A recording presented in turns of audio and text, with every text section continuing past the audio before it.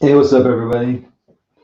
It's the Rogue or Lieutenant Hobbyist or Todd. Hey, whoever. So it's not the best sound, but and I always say I recently said I'm not going to do another learning game online live because it's too slow and painful for everyone. But I'm just addicted. I want to have me on video. No, I'm just going to do some real simple gun tank test here. Someone might join me to kind of help me walk through it. So I might start and I might step it back a bit. And I might also re-explain some stuff going on here. My my teacher for V3, so to speak, maybe a little got something going, and then may be here with me, and then he may actually have to kind of come and go, but to help out. But real simple. So it's almost like the open fire box set, the small one, and I'm going to use two Stugs, and I'm going to use like a pack 40 and then over coming, and so the pack 40 is on the table, and then these guys have to come on. So basically, the table edge is kind of like here along this side here. So I'm not really using the hill, so they can kind of go up on the hill. Um, and then for the Americans over here, uh, so I've got the Stugs and the tanks as confident veteran, and I've got the American tanks, which are three Shermans here, and then a bazooka team to just try it. Basically, again, just trying out some things. If I can't get people up, and I know it's a weird setup, but we'll just kind of just trying some things. So I may get started here, and then somebody named McMurray who hangs out with Rocky's War Room will pop on here and help me out. Who knows? I met someone else too. So, that's what we're going to do. We're just going to try some learning some more V3 rules. I just got a bunch of Flames of War version 3 books, and not just, I got them, man, sometime this year, I think, earlier in the year. And just because I wanted to read some of the books in the history, I did a kind of a test game with Curtis from Forge and Fire and Forge. Forge and Brush, man, gosh, I always forget Forge and Brush. Anyway, painting, who painted my British, and Curtis, who does tons of live videos.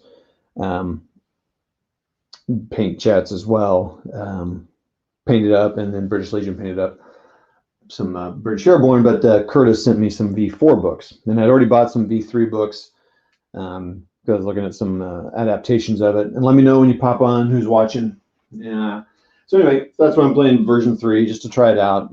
I've enjoyed my first couple games with it. I had so my previous one I played live, I had some Americans against Germans, and airborne against like just trained Germans, and I did terrible with the airborne.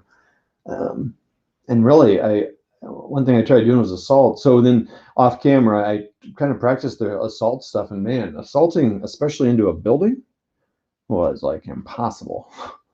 I mean, and I got a couple people that can maybe walk me through the assault rules a little bit. You might see me on again.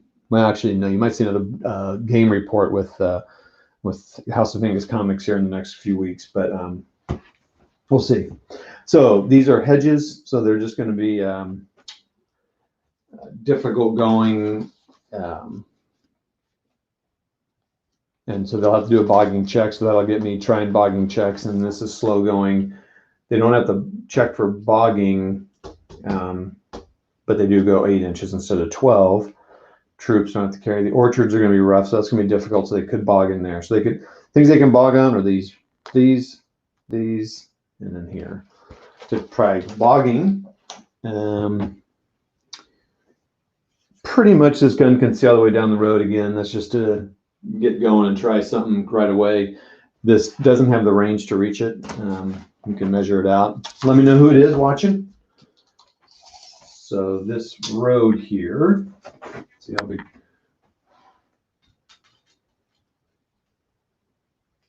42 inches to there. So it can't reach, its range is 32. The gun on the Sherman is also 32. Oh, I didn't think about smoke. I think the Shermans can fire smoke. They can, huh? I wonder If the now he's only going to be able to fire 32. Oh, so he won't be able to reach it. I was thinking I could smoke a section, but you can't smoke like kind of lay smoke here. I kind of wish you could do that. Maybe if I learn the rules and I like it enough, I can make that a, because I don't know why you couldn't lay smoke here. It'd still block it, but you actually have to hit the guy, I think, and then you put the smoke in front of him, if I'm reading it correctly. So, well, we got 4 people on. Let me know who's on. Appreciate the watching this Sunday. Again, just a little tank test of Flames of War version 3, just trying out some stuff. I'm going to start, and then if someone might be coming on and joining me, he might have to kind of come and go because he might be busy doing stuff. But if he joins me, I may start over just to kind of walk him through some of this stuff again. So I told myself I wasn't going to do any more learning videos, but I can't help myself. It's just fun. I just like doing it, and I like hearing the input from you all. And I just want to, be on with you guys. Now, I was going to bring these guys on that they have to enter on the road. I don't know if that's not really a rule in Flames of War. I think you can just enter, so we should probably just do that. Normally, I guess you could probably set up, but I think I want them entering the board just to kind of start it out, and we'll see what's going on. So we got ID Jester on. What's up, man? That's a good channel. Hello there. Nice table. Very sweet. Love it. Thank you, sir. Definitely go check out ID Jester's channel. Sports and wargaming and computer games and stuff. Go check him out. Good stuff. He does lots of videos, pretty regular, lots of live streams too. And he actually knows the games he's playing when he live streams. So I guess we'll just roll off to see who goes first here.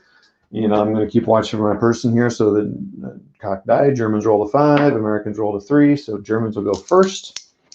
And that's kind of not good because the Germans, they would rather the Americans get on here, but the Germans can set up their thing. So do I, as the German, want to, if you want to pipe in, and if we get it fast enough, sometimes the stream, the time between the stream and the comments are slow. I'm thinking this is interesting. Last time I did this, the Americans won, and I just got like the American turn in. Try to think of which way I want the Germans to go here. So the Germans are on this side. They just have 2 Stugs in this Pack 40 again, just to try stuff out. If I need to, you can move the gun 4 inches. I could certainly move them closer. The reason I want the Shermans to come on the road is because then they have to test it, or they can get into the field, or they have to test to bog to get out of the road. So that's kind of why I did that. So I could move them up 8 inches, but then they'll be in range to get fired at. So I probably don't want to do that. So I'm going to keep them, they're gone to ground, which gives them some benefit. And then they're also in a dugout here. So let's see if you can see that. So they're in a dugout, no protection there. Okay. So the Stugs have a little bit more power, but they also have a limited, they can only fire to their front. They have a limited thing going on there. That's nice. You can see my screen within a screen. And so what do I want to do with them?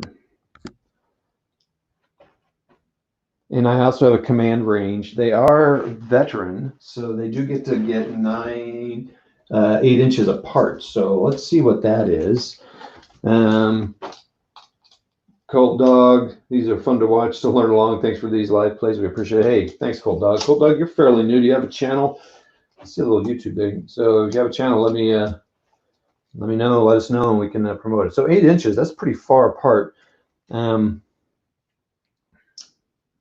So don't really want to bring them on the road here because 1, I'll be in the way of my gun. 2, but do I want to divide out? So 8 inches, I could get them on either side of the road here. I might do that. So, so you can double time. They move 12, so they can move 13. Now the one, of course, they already have a question here. So do they have to stop at this this wall here?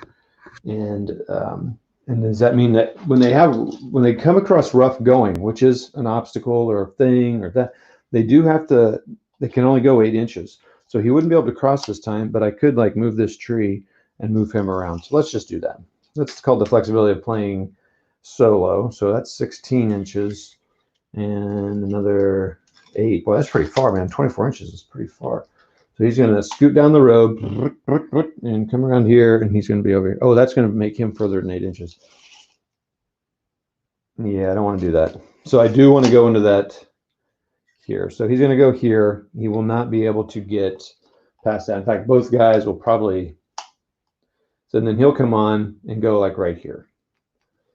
Make sure they're within command of each other. They are. They don't have to stay within command. I don't really have a platoon commander. I'm not really doing that. No channel. Just been watching different videos to find a nice World War II rule set. Oh my gosh, cold dog. There are so many rule sets. Let's have a little discussion going here. What scale do you want to play? Like 15, 7, 15, 20, 28, 6, 2.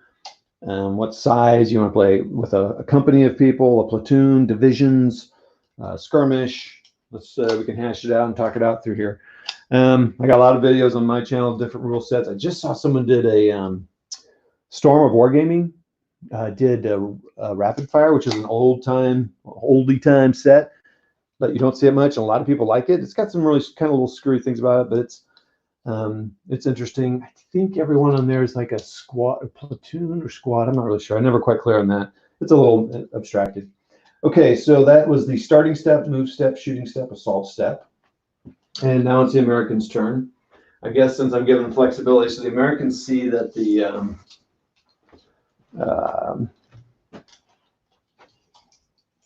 oh, I watch this tomorrow at work. You just keep me coming. Thanks for that. Have a good night, man. Thanks, ID. You have a good night yourself. Thanks for watching, and have a good day at work tomorrow. Well, I got these tanks coming along, but definitely what I want to do is I want to get on the flank side of these Stoogs. I don't think I want to present them this thing. I was going to initially come up on both sides, but now that I see they're doing that, I think I'm going to come up over here. And I don't know if in Flames of War you're supposed to like set them and their range. They're trained, and so they have to be 6 inches to each other, which is still a lot of room. And there's no need to really get them too far apart yet, but I definitely want to spread them out when I get to a point. This guy, however, though, I could maybe sneak him around, but he's going to have to get on the side as well. And he does not get any benefits for being a small team, I don't think. That's not the thing in Flames of War. So I'm not sure what I'm going to do. So these guys are going to go 8 inches. I do not know if you can double time in slow going. I don't think so. I think you can only go 8. So that's going to hinder the Americans a little bit as I spend some time here in the thing. So I guess this guy can double time. He'll go 12. I think I'm going to have him sneak around and try to get that Stooge. What would be cool is if there's some way to hide him. He can move 6 inches from the ground, but we'll see. We'll see what happens. Okay. Let's see. I do have bolt action, and I just got flying lead. Ooh, flying lead. Is that the right? There's a guy on Rocky's War Room who I've gamed with, Chris. We call him Not Jay on the show. He loves flying lead. Is that the right name? Fistful of Lead. Is that the same thing, or is Flying Lead a different one? There's Fistful of Lead. That's what he plays. There's Flying Lead. I just got the Flying Head rules. I've been playing around over the weekend. Oh, cool. And, I'm glad to hear that. That's what I like to do, get some rules and just move some stuff. I've been wanting something really light to teach the friends and family. That's good. Bolt action fits the bill. I would not say this version of Flames of War fits it necessarily. The version 4 does. I mean, you can play with basics here. And actually, this is pretty basic, actually. But version 4, which is the new one, it's easier to get than version 3. You can find version 3 around. I did on eBay. But if you want support and stuff, version 4 is probably the way to go. Bolt action's a pretty good one. I'm trying to think. I feel like there's another. My favorite rule set, World War II, is Blitzkrieg Commander. It's pretty easy. It's not as popular as Bolt Action and Flames of War, but I love it. Okay, all right. So so that's that. Well, I appreciate you guys hanging out with us, and we got 5 people watching. Just let me know. I won't call you out if you don't want me to, but just let us know who's watching. So that's the Americans' move step, shooting step not happening, assault step. All right, let's go to the German turn. Their starting step. Let's make sure I do all the stuff in here. I can't wait to do ambushes. That'll be fun. No reserves. All right, so now they're going to need to move this this anti-tank gun here because they see the Germans coming up or the Americans coming up over here. There's a couple things about them I'm not quite sure. Let me see if my guest host teacher is going to be able to make it here. Okay, so we might still back this up a little bit just to see what's going on. Okay.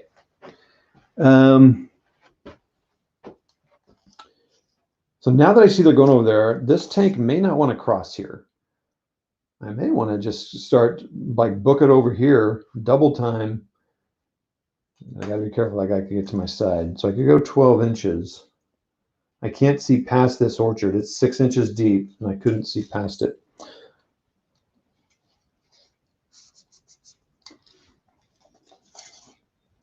So I think I do want to bring him. He's going to double time it. He's going to get to like all the way over here. You know what? I think at double time you have to go straight. Shoot. I forgot about that. So he definitely has to turn. And there is something about that. I guess I better figure that out here real quick. Oh, looks like you might be on board with us. Hold on. Let's see if we got him. Hey, what's up, buddy? Hey, what's up, man? Thanks for joining me. Yeah, no problem. Sorry it took me so long to get in here. That's no problem. Let me get my screen as the primary screen. So we got McMurray here. He's a local guy here in the area, and he's also on Rocky's War Room. Does stuff over there. There we go. Sweet. Now I can hear you. Yeah. And he knows V3. He plays a lot of bolt action now, right? Yeah, a lot of bolt action, some chain of command. I used to play a ton of version 3. I haven't in a few years now, but yeah, I'm hoping it's like riding a bike. Well, we'll figure it out. So I don't know if you saw any of it yet, but I can go over real quick what I'm doing here if you need me to. It looks like you got a couple Stugs and a Pack 40 against some Shermans over there. Yeah, 2 Stugs. So this is kind of like the open fire box set, right? The old one used to have. Except for I added a Pack 40 just to practice with that. Yeah. And then I added a lone bazooka team over here. Uh-oh. And just to try them out. And then it's and they're so the Americans are confident trained and the Germans are confident veteran. And then I have just 3 straight 75 Shermans. Nice. Looking good. There aren't any commanders or anything. I'm not going to mess with that right now. I don't think that really matters at this point. Anyway, so that's where I am. It's so the Germans went and they moved up here, and then the Americans all came up in the field over here. It looks like they're going to try to come over here and flank the Stugs at some point. So my original plan with the Stugs was to kind of go on the side of the road to kind of prevent the Shermans, prevent them going on the flanks, but they're doing it. So now this guy needs to do something. Now he could try to take on this team, or he could ignore him and kind of go over here to face these guys head on. He's got shirts and bazookas are goofy. Okay, so let's just go through this. So we could do one of 2 things. We could go over this wall, which these are hedges and these are walls, and that's orchard and fields. So I think they have to check for bogging over the walls and hedges and through the orchard. And then just in the field, they just go 8 inches, I think. Yeah, it depends on how you play orchards. Yeah. Okay. Yeah. And we'll make them difficult just to practice bogging and stuff. So the question is, I think I probably want to go around this wall so we don't have to check for bogging. And I was going to double time it, which would put me all the way the heck over here. But I think if you double time, you can't make all those turns. I believe you're correct. Yeah, I don't think you can turn at all, except for just kind of maybe go around some obstacles. So I think I'm just going to have to go regular speed. And even with that, I'm not sure you could really make the turn, but we'll say they can do it. So bogging isn't the worst of all things. Stugs aren't wide tracked, but even so. All right, well, let's go over the wall then. So let's practice bogging check. So you can't double time, I assume, though, if you're going over a wall, right? I assume you're just moving regular. So can you move 12 or 8 inches? Whatever regular movement is, which I think is 8, isn't it? So regular movement for the tanks, they're all standard. So all the tanks move 12. But then probably that, I believe. And then if it says here, if you go through rough terrain, And let me get a little sheet out here. Got all my cheat sheets here. If you go through rough terrain, which a linear obstacle is difficult going, I think that's considered rough terrain. But here we go. Let's see what I get first. I got a 4, so it doesn't matter. He's going to go 12. And I'm sure someone will correct us on there if there's something we're not getting. But he definitely can't do double time. So now he's being...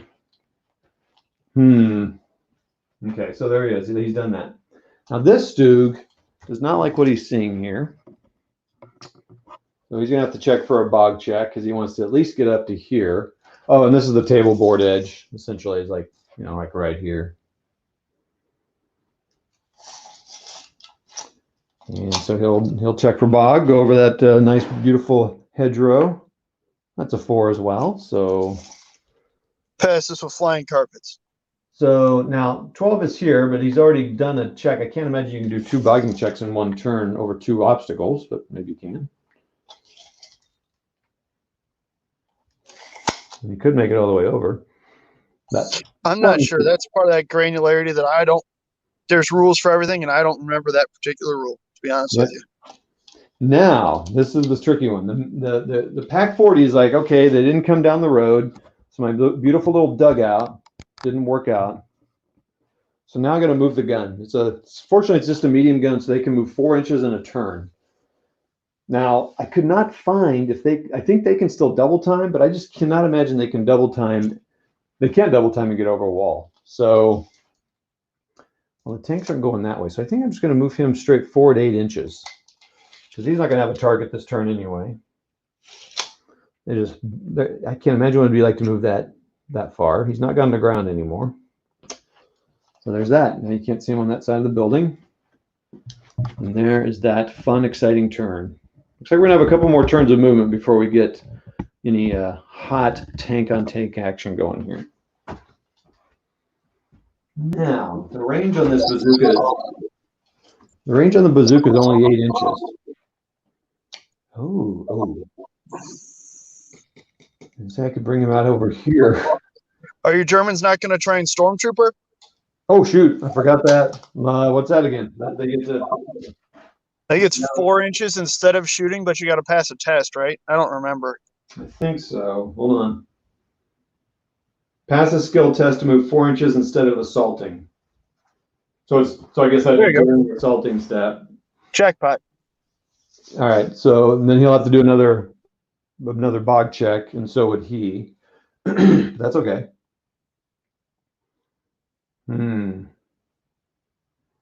Okay. Yeah, let's do it. So they are, I said, confident veteran. And I said a skill test, so that means a 3+. So we'll roll for this guy. 4. And this guy, 3. So they're good. I'm nervous about bringing this guy. So he's going to go here. 4 inches just puts him on the other side of the wall. Bog check. 2+. Uh-oh. 1. He bogs on the wall, man. He was all confident.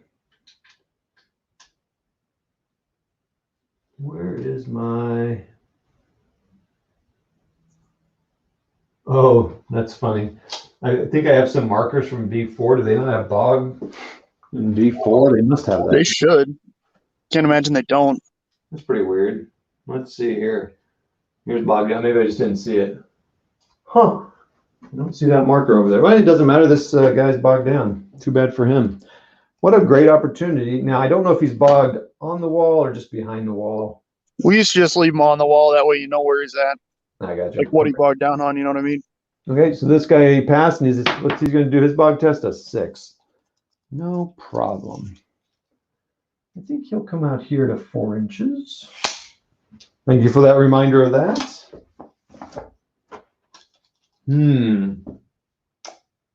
So, okay, American. Well, let's go through all the tests or the steps here to help me learn the steps. So, no, that was their assault move. So, starting step for the Americans, nothing to do there. And we got movement now. Okay. This is pretty tough in this. They can only move 8 inches. And they won't be able to fire this turn. Looking for a chance, but I don't think I can do it. So they're going to move 8, 8, and 8. This little guy. Okay, he can move up to this hedge. He could fire through because it's only 6 inches, so he'll get concealment, but he can up to it and fire 6 inches into it and through it. So he is going to move up here. Now, if this was Bocage and he was stuck on it, he would have his little. Did I paint that? His painted bottom exposed, but it's not. It's just a wall. So he's going to get concealment on the shooting step. We get our first shooting. Bazooka straight on at a concealed Stug. Okay, shooting step. As far as I know, he can fire once he's moved. He's got a rate of fire of 1. Excuse me, I have to get a drink, a beverage. Okay. So what you got here, folks, is a Stug that's about to machine gun the bejesus out of a bazooka team. But you're going to see the marvel and the frustration that is trying to kill infantry teams with infantry team saves in Flames of War. Okay. Shooting. Got my targeted platoon as my team. Targeted. Oh, shoot. They're out of command, too. So these Stugs actually need to get into command the next. I guess I probably couldn't have even moved them out of command, could I? So, maybe they're different platoons. Oh, yeah. Let's do that. Good call. Cool. Yeah, we'll do that. But the Americans are all one platoon, so we have to keep them together. Just to practice that. But I could, just so everyone knows. Oh, actually, I couldn't. They would be out of command. Okay. I would have moved him here and had this guy a little closer over here. That could have kept him that 8 inches for that veterans to get in tanks. So that's pretty nice range that they can be. So they could have been pretty separated. But we'll go with McMurray's. This is, again, the advantage of playing by yourself. Let's just phrase that carefully. All right. Rate of fire 1. He's moved. So what do we got here? He is trained. Oh, no, he's shooting at a veteran. So it's a 4+. He's concealed. And a rate of fire 1 when moving, so no other penalties there. All right, here we go. And so he needs a 5+. 4. Bummer. And actually, these tanks, nope, I can't see past the orchard. And this tank's seeing. You think you can't fire, if your fire can't pass 1 inch of your team. Nah, it'd be tight. We'll say you can't. We'll say you can't do that. All right. Well, he missed. Okay. So now the Americans get these sort of special things. So Truscott Trot only applies to infantry, and that's during movement. Correct. Do those tanks have Detroit's finest? That might apply to them. I did not see that on here. I'm using the Overlord book, so I did not see Detroit's finest. No problem. Unless it's a common modeling for advantage. Cool. Good channel to have on here. Pete Backus, of course. Paul, hey there. What's up, man? Hey, what up, Paul? Pete Backus is the one. Paul is the one that said, always live streams like McMurray. So your very wish is true, Paul. It's happening right now. Modeling for advantage says, how are you doing? Oh, that's how you're doing, Paul. Recovering well. Good, thanks, mate. Bored at home, recovering well. Well, let's alleviate that boredom, McMurray, with some fantastic tank-on-tank action. Just doing the test, everybody who just joined us. 3 Shermans, 75s, going against 2 Stugs. McMurray and I just declared that they are in separate platoons, so they do not need to keep command radius, but I'm going to keep the Shermans within their command radius. Confident trained, confident veteran, and 1 little lone bazooka team that just took a shot on the Stug and missed by 1. Okay, We're now in the German turn, and we have something to do in the starting step, and that is, let's see here, free bog down vehicles. I need to pass a skill test. So I should write this differently on here. So it's a 3 plus. Got a 6, which is awesome. So they're free to go. Now, I think I'll just sit here at full rate of fire and lay waste on them. So I don't think it's the Stug I'm going to move. I'm going to sit here behind this wall, fire across this orchard, and hit him behind that wall. So then this Stug, I could move over here 12 inches, get right in their face, and I could hit. I think your limited view is 6 inches in area terrain. So really, he would only area terrain, yes, not necessarily across. Yeah, he'd only be able to hit this one. So across area terrain, you've got nothing. Is if it's longer, you know what I mean? Like you can't see through woods. You can see 6 inches into woods. You can see across linear terrain, no problem. Right. Yes. Except for bocage, right? Yeah, if it's the super stuff. It's kind of risky for me to come right up in this guy's grove. I feel like I need to keep a distance from these guys. Yeah, I'd back the hell up, man. I should get behind that wall, shouldn't I? Yeah, I'd get behind the hedge at least. Bring your back up. So can you reverse in Flames of War, or do you just like? Yeah, I'm pretty sure you can. I don't remember what the rules are for it though. Yeah. Well, I don't know. We'll say it's whatever. You can't go the full. We'll say, well, they're going to cross terrain anyway, so it's 8 inches. So yeah, just bog and there you go. And he pat. Bog check is a 2+ you pin, so he is bogged. And as he's backing up, he bogs down in the.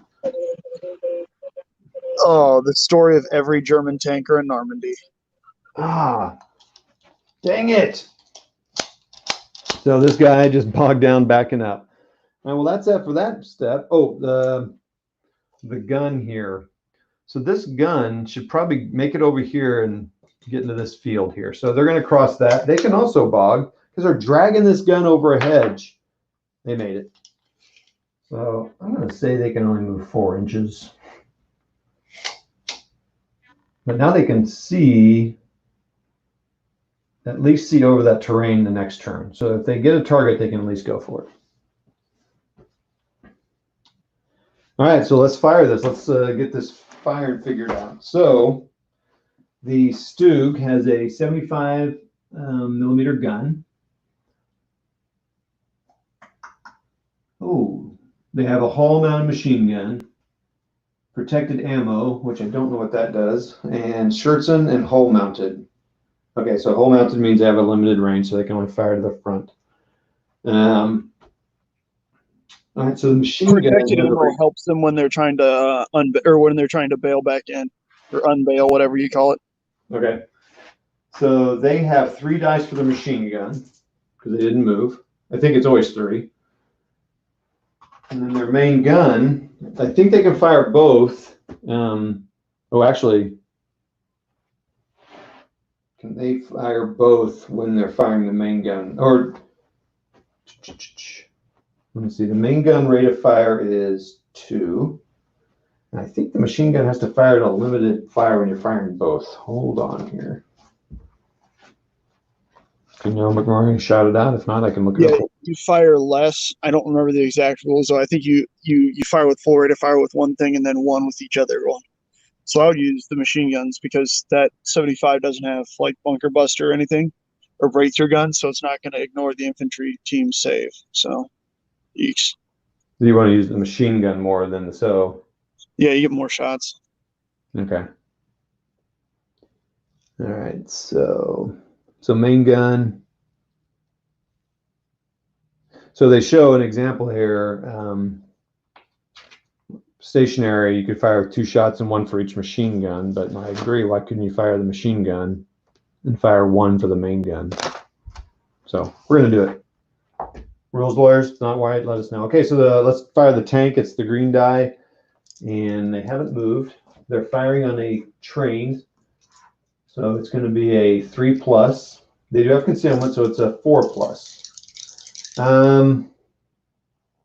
They moved and fired the last turn, so they are not gone to ground, but they are concealed. So it's a 4+. And I can roll all the dice at the same time because it's the same thing. So I rolled, the machine guns rolled 3, 2, 2, and the main gun fired a 5. Hooray for the main gun. So that's a hit. So now they get a save of 3+. And it's a 5. So as McMurray says, nothing happened. I don't know if you say that, but we're saying it now. Nothing happened. Yeah, I pointed it out to the viewers a little earlier. It's frustrating trying to kill infantry. McMurray for the win, says Pete Bacchus. Let's put that up there. Modeling for advantage says guns or machine guns.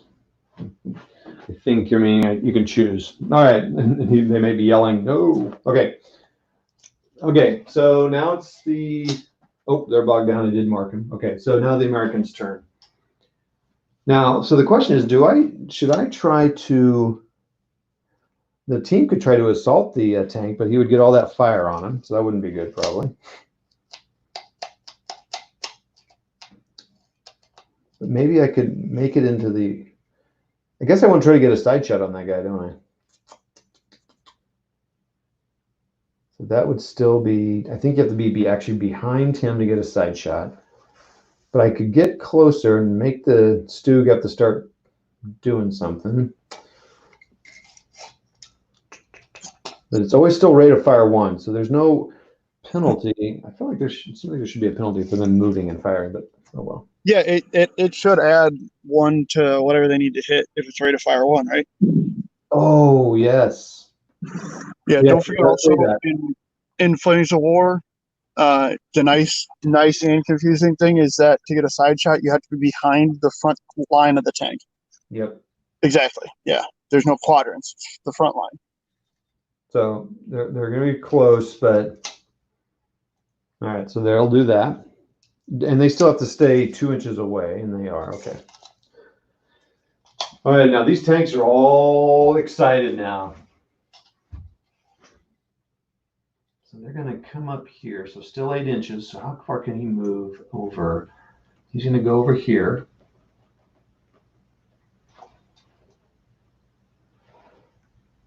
Man, I'm tempted to. I think I need to put him here. Him here, and I'll keep this guy out of line of sight.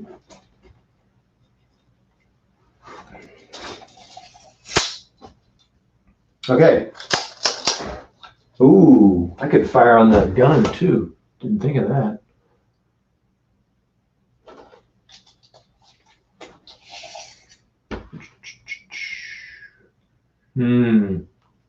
All right, looks like everybody can find somebody to shoot at.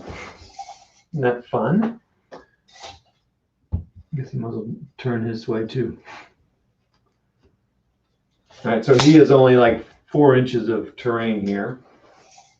All right, let's fire the bazooka first. So rate of fire 1.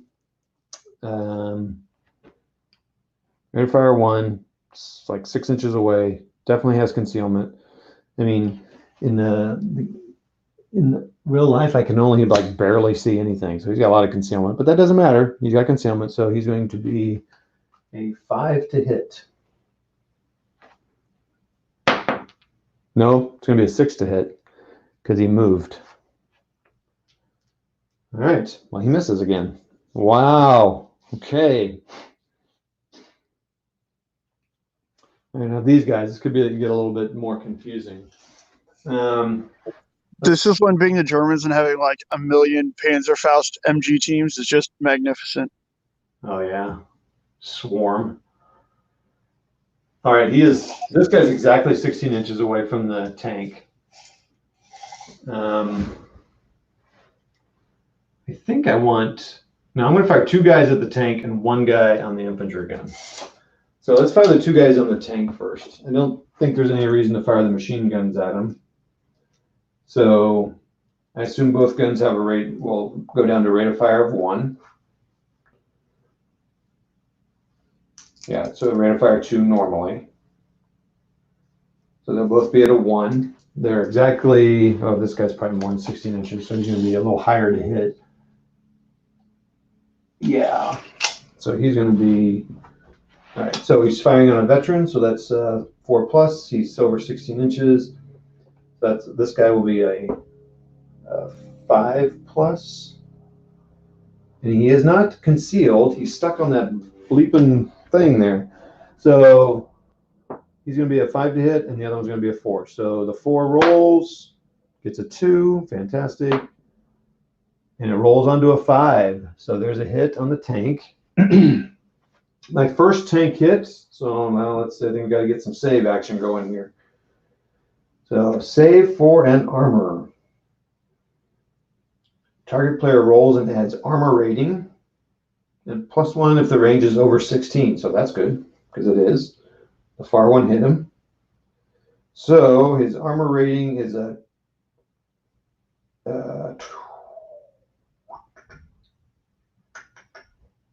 For your Stug? yeah, 11. Nope. Wait, what? No, 3. 11 is his anti-tank. 3 is Yeah. not his armor. 3 is his rate of fire. Armor is on the line above that. oh yes, 7. Thank you. I was about to say 11 is way too high. 3 is like, oh no, that's not a Stewart, Todd. Yeah. All right. Yeah, I was reading the thing weird. Okay, so it's a 7. Thank you. So That being said, reading about the armor on Stug A's, like the very first ones, it was thin, not paper thin, but it was not what you would expect out of a Stug, G or 3 or 4. Yeah, it was. Yeah. those little the ones with the stubby little guns in the early war, I think those are cool looking. Yeah, the little 75s. I have a platoon of those for early war. They're pretty cool. 2 of those guys in like a crazy, it's not a 251, but it looks like a 251 and it's fully armored. It's cool. Yeah, that'd be awesome. Okay, so he's a 7. The anti-tank of the Sherman is a 10. That can't be right. Yeah. Is that right? Did I write that down correctly? 10. Please hold, everyone.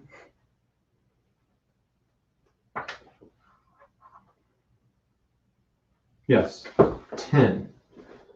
So he's got an anti-tank of 7, and it's a 10, but I got to add 1. So it's now, so let's just roll it and see what we get, and we'll worry about what it is. All right, so we got a 3. So 7 plus 3 is 10, but he got +1 because it's over 16, so he actually got an 11. So we got higher, so there's no effect.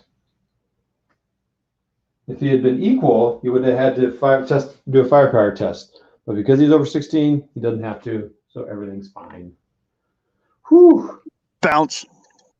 One hits in the dirt in front of him, and one hits him, bounces off. Kind of rattles him a little bit. All right, so now I'm getting ready to fire on a gun team. On a tank 25 inches. The range of my gun is 32. So he's good. He does get concealment because he's got the crops, and he has one wall, another wall. They don't add up. It's just 1 for concealment. Some games add them, so it's 1. And let's just roll to see if he hits first, then we can worry about gun shield and whatever else we need to worry about. So. And its fire machine guns won't hit them because I have a range of 16. So we'll just fire the main gun. See what I get. I got a 4. I don't think that's going to be enough because I'm firing at a veteran, and I got range over 16 and he's concealed. So it'd take a 6 to hit him. And I got a 4. So wah wah. Okay, I think that's it. German turn. So if we have any comments here. Paul says, I like the simple behind the front lines for flank attacks, no arguments. Agreed. Mainly just checking in and saying hi. I got to get to breakfast ready for the Nurgling. So it says modeling for advantage. Feed the Nurgling. Catch you guys later. See you modeling for advantage. And Paul says, Bye. Paul's speaking good Aussie when he says, have a good breaky. All right. German starting step here. First thing we need to do is try to unbog. Let's do that. We're checking on a veteran, so no, skill test. 3+. 4, no problem. He's no longer bogged down. It's a Christmas miracle. A Christmas miracle. I guess we'll just back him up here. Now he can fire at that tank when he's done. I guess there's no need to move these guys up against the wall, this anti-tank gun, because he's still getting protection. Sometimes people count it. I don't know. Some people get picky about it. I never was. Like, it's intervening terrain. They get covered. Who gives a crap? Well, let me ask you a question. If they were up against this wall, would that then be bulletproof cover? They have a gun shield anyways. Oh, okay. So, okay, yeah, we need to get to the gun shield. So bog down is done. All right, so that's their move. That's all they're going to do. We're going to keep this gun here. There's no need to move him. He's also got a range, I think, forward fire. Pretty close, yeah, something like that. I don't remember if that's gun teams or if that's only infantry gun teams like MGs and stuff, but yeah, they're well within any arc.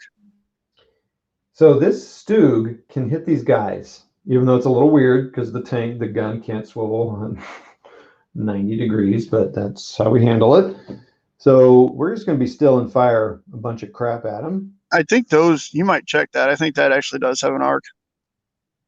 The MGs might not, but I think that does have an arc. Is that one of the Stugs with a top-mounted MG? It is, but I wrote it down as just hull-mounted machine gun. So we'll some had both. Some had one or the other. I think late war, most of them just had the top. Those things were kind of cool. They were like they were fired from inside the vehicle. It's kind of cool. Oh, well, hold on. Let's look here. Maybe I wrote it down. I might have been making an assumption. No, I mean, MG. Yeah, so it's not, but it's just a cool thing. Although it is modeled, I don't know if you can see it, everybody. Yeah, those are super cool. These actually did come in the open fire box set, so this is authentic gameplay right here, people.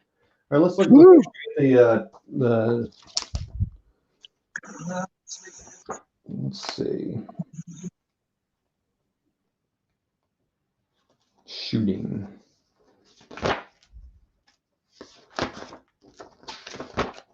That might be early in the book. Oh no, here we go.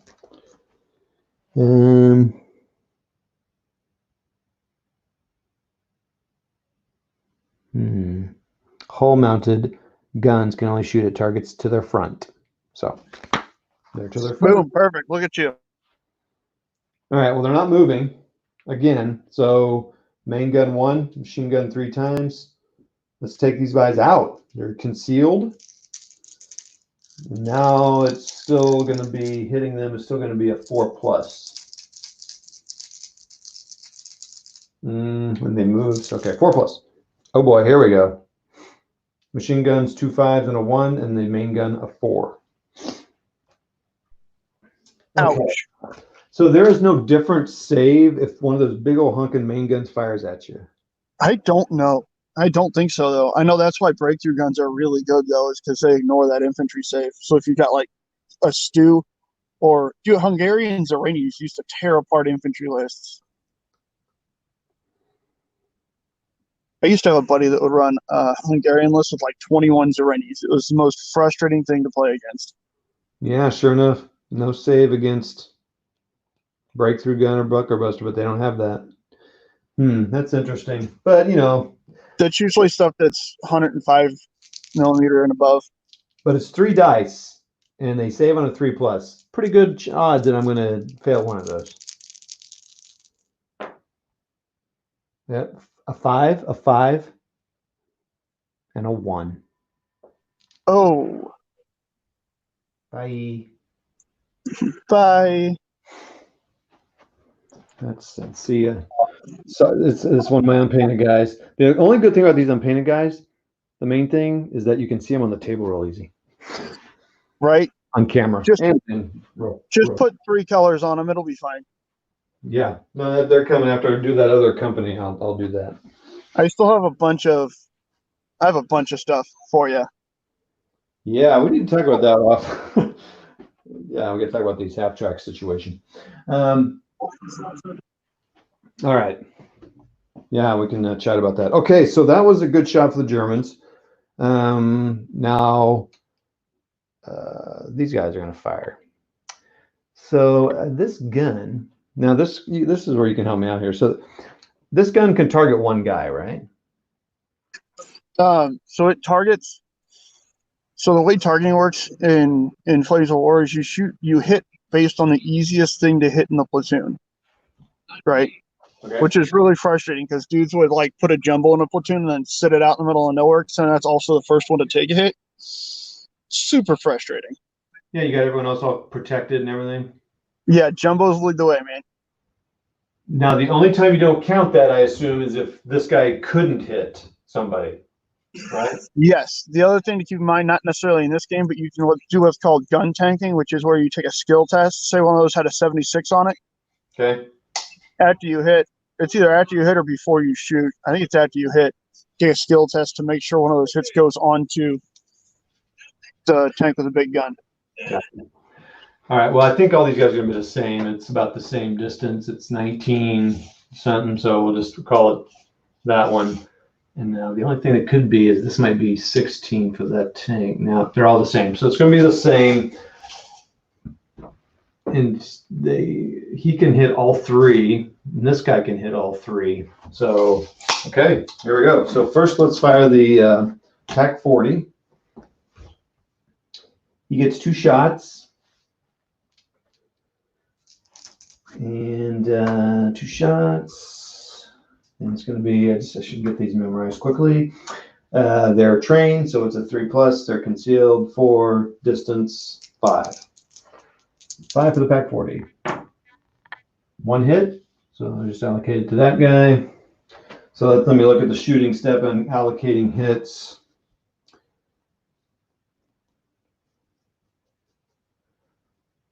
Roll 5+ to pick out gun tanks. So, but in this case, it doesn't matter. Could you do so? Just gun, not commanders necessarily, just guns. And the target chooses the tanks they want out, right? Yes. All right. Yeah, so we got that. Oh, and I guess I do all my saves first. So the PaK 40's got he's got an anti-tank of 12. So the defender with a 10. Oh wow. Wow, that PaK 40 is not very strong. So it's a 10, plus I get a +1 because of the distance. So let's roll that. 4 plus it's 5, and so that's 15, so that's over. So ping. All right.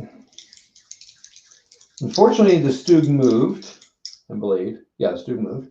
And so he gets ready to fire 1. It's the same though. Nope, 3. So zip, zippity doo. Nothing's happening here. It's all quiet. Well, except for over here. Okay, so that's the German turn. American turn. They don't have to roll any saves or anything. We're not going to do that with company morale or anything. But now it's just move time or fire time. So I could move a couple of tanks, still keep maintaining 6 to start to try to flank these guys. I feel like as a Sherman, I just want to get up close and personal. But I don't want to get too close and too personal. So they could move. They're still limited to 8 inches. And they have to take a bog check because they have to cross that thing there. If he moves there, he'd be on that side of the wall. All right, so he's going to move there. Let's do that first. So he's going to go tuk, tuk, tuk, and check for bogging. I'm sure he won't. It'll be fine. 2+. Oh, it's a 4. Wait a minute. Is it bog on 2+ or just bog on? Hold on. Usually just bog on 2s. Oh, it's roll. Oh, I was getting that. I got that wrong. It's a roll at 2+ to avoid bogging down. So yeah, those Germans wouldn't bog down. I rolled 2s on them. I was reading that, thinking wrong on that. Sorry, Germans.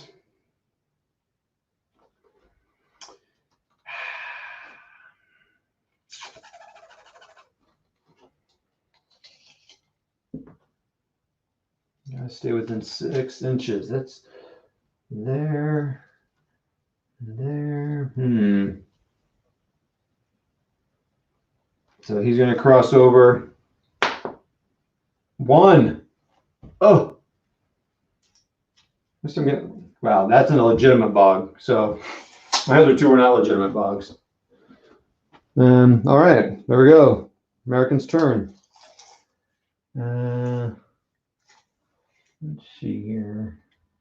So, well, these are 2 separate platoons, the Gunting and the Stug. So I have to choose which one I'm firing on. I assume bogged down can't fire.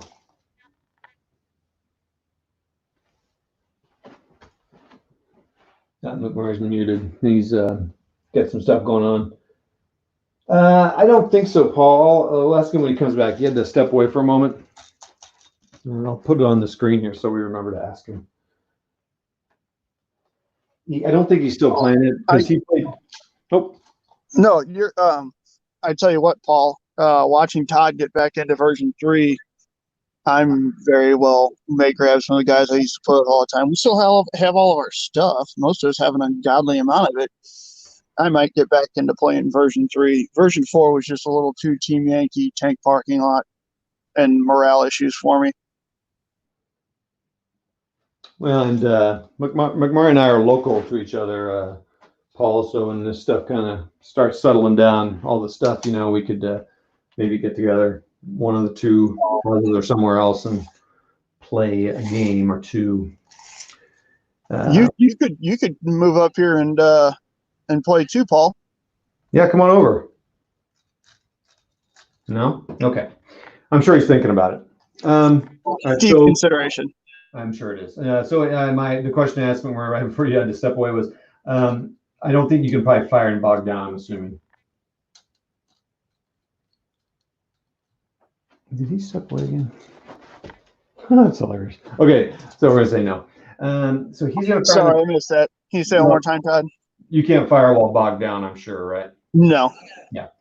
Okay, so this tank will choose the tank to fire at, and this guy will choose the gun to fire at. So the tank here did not move, so he's going to get full rate of fire. 2, I think it was a 6 last time because it's a veteran.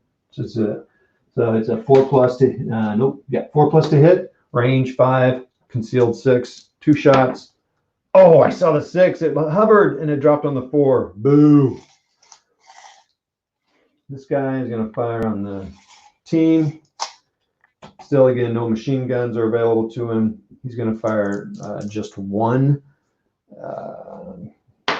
Same, 5. So, well, and he'd be gone to ground too. Gone to ground is if he didn't move, right? And fire, shoot.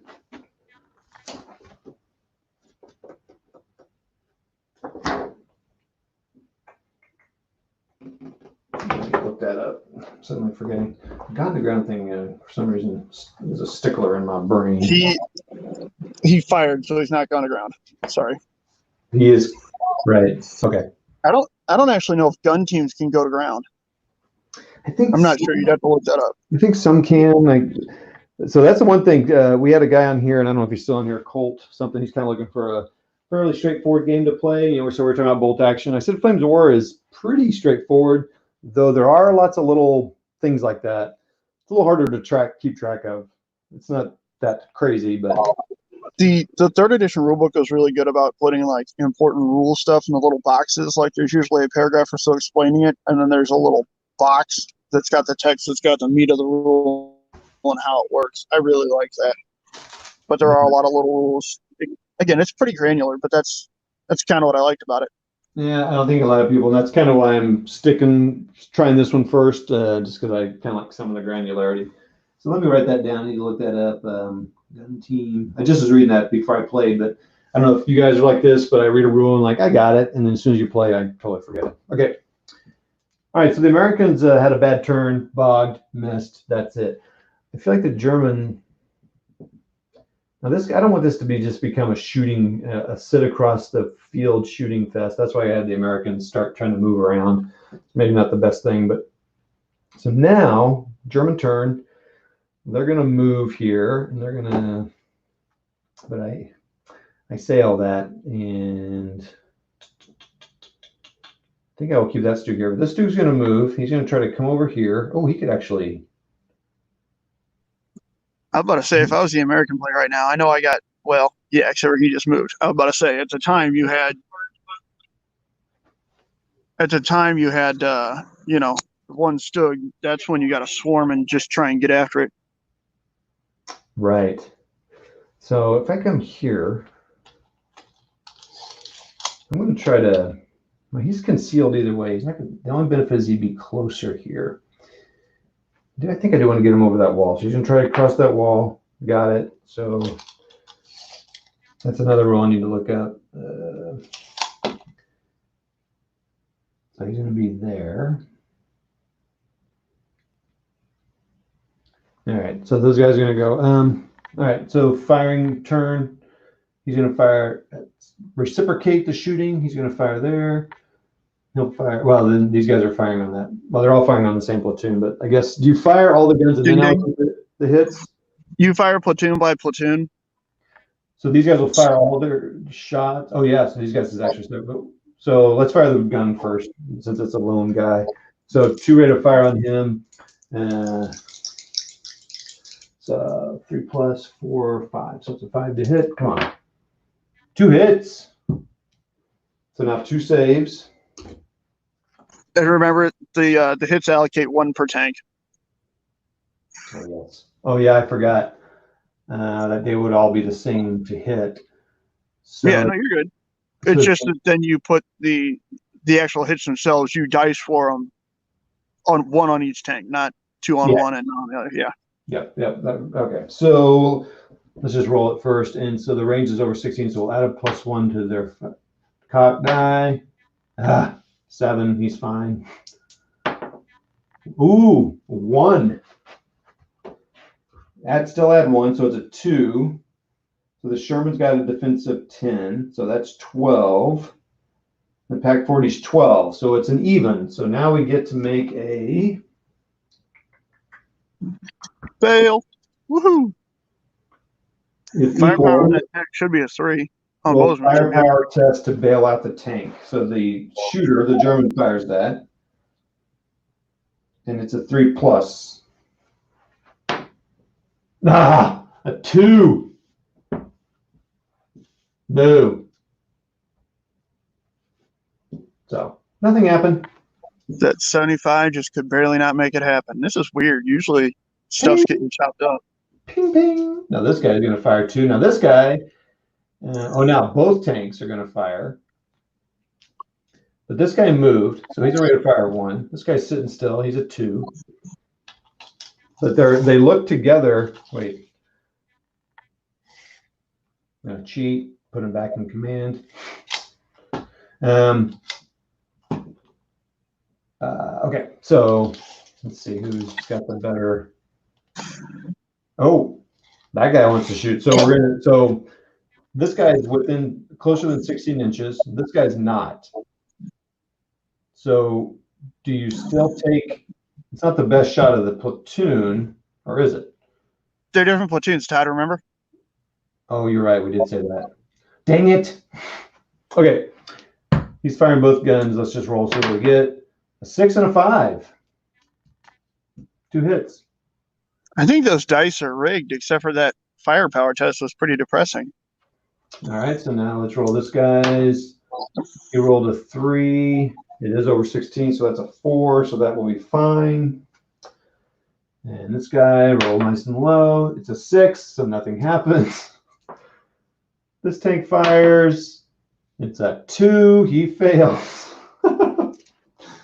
Oh my gosh. They're going to have to get seriously up close and personal here. All right. German turn's done. I'll get lots of practice rolling dice and looking at stuff. So that's the whole point. It's all good. All right. First, unbog that tank. I'm rolling a skill test. They are trained, so it's a 4 plus. 2. They're all stuck. All the gears are all gumped up with hedge and trash and whatever. All right, so that's a bummer. this Sherman over here is going to continue his march, but now they're all one platoon, so he can't move. Oh man, can I leave? They can still move. They can move even if that guy's bogged. It happens. So you can leave a guy out of command? Yeah, if he's bogged. There's some rules about that, but I know you can. Just these two guys need to stay within 6 inches then. All right, that's fine. No, I mean you can leave a model behind. I just don't remember how you work with them getting unbogged. I'm pretty sure they just have to like go ape to try and get back into command. Soviet players used to do it all the time when they'd have a horde of T-34s, one or two of them would bog, and they just keep pressing on. Again, I just don't remember the particular rule for how it works. Yeah, well, this guy's gonna go. Here I go, another bog check. 2+. 1. Oh no. The Americans now have 2 bog tanks. Yeah, saving that extra couple tons by reducing the tracks to 16 inches is really biting them right now, I feel like. Yeah, this is really strange. The set that I think came from a version 4 does not have bogged down. They have pinned and bailed. Huh. I wonder if that isn't a thing in version 4. I imagine it is. I don't know, though. I always thought that was like a hallmark of Flames of War. It was for the first 3 editions, I can tell you. Is anybody? Oh, modeling for advantage left. Oh, Abex scum. Sokum is here. Need to do a cross check crossing the wall. Oh, I did. I thought I did that. Maybe I didn't do that. Anyway, I'll do it next time. They're playing Old Man B3, unless one tank is out of sight. So it's good to have. So I'm just gonna say Sokum. Easier to say. Okay, so now we got 2 American tanks bogged down. Awesome. Oops. Oopsie daisy.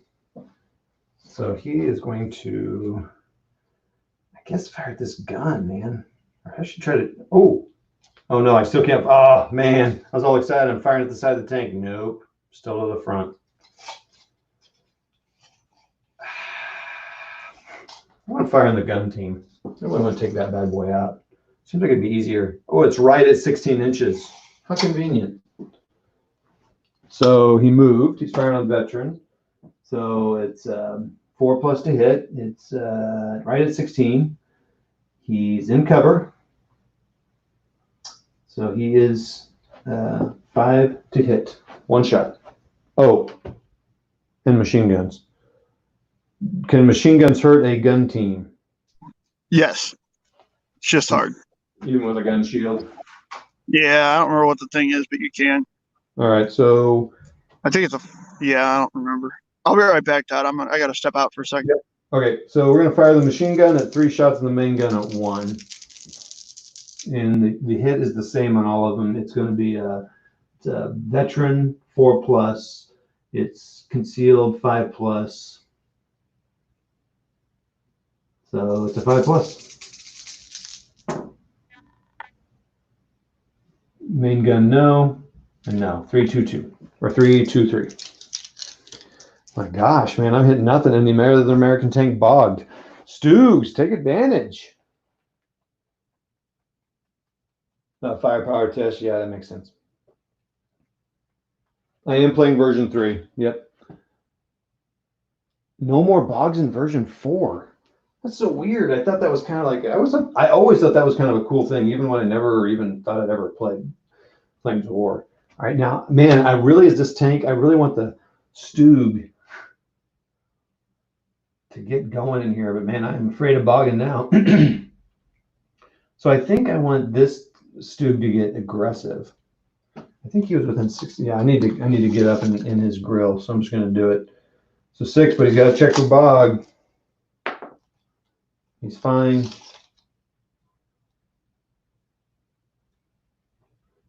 I'm maybe doing not the smartest things. I did set these guys as separate platoons. If you joined late, this is 1 platoon, so they're going to try to stay in command. He just yelled Ludwig Johansson and went nuts. I tried to come up with a Leroy Jenkins in German, and it didn't work, but, whatever.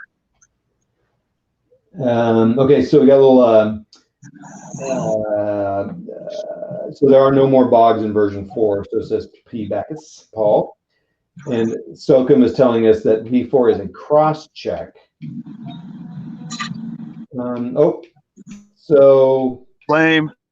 all right, so let me, I don't know what a cross check does. I don't know what the marker would be because I don't see anything that would resemble that, but let us know. Cold Dog, I'm going to get to your question. Actually, the better person to answer this question would be McMurray. He's played both way more than I have, but I'll give my input. I'll go ahead and get over here and keep doing this. So McMurray, the question from Cold Dog, who's looking for a fairly easy game to teach family and friends that maybe aren't into gaming. He's thinking Bolt Action. I said Flames of War is also pretty easy.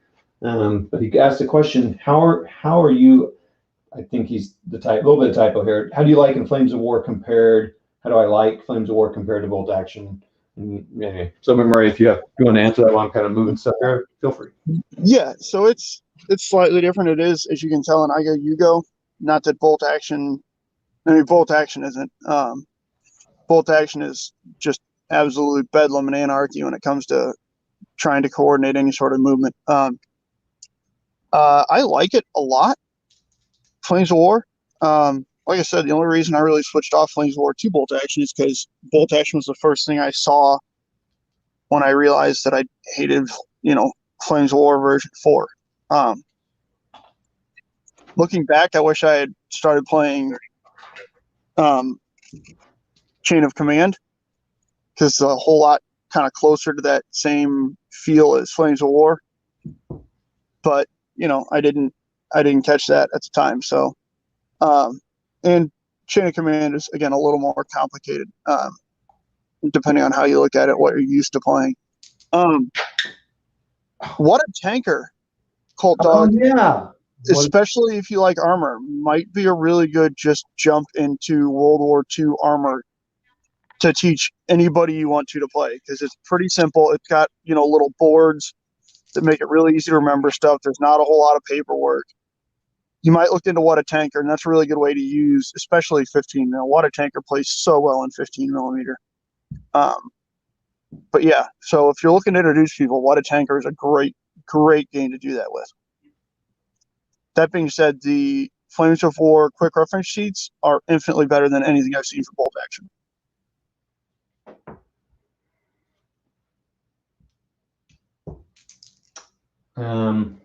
Yeah, so there you go.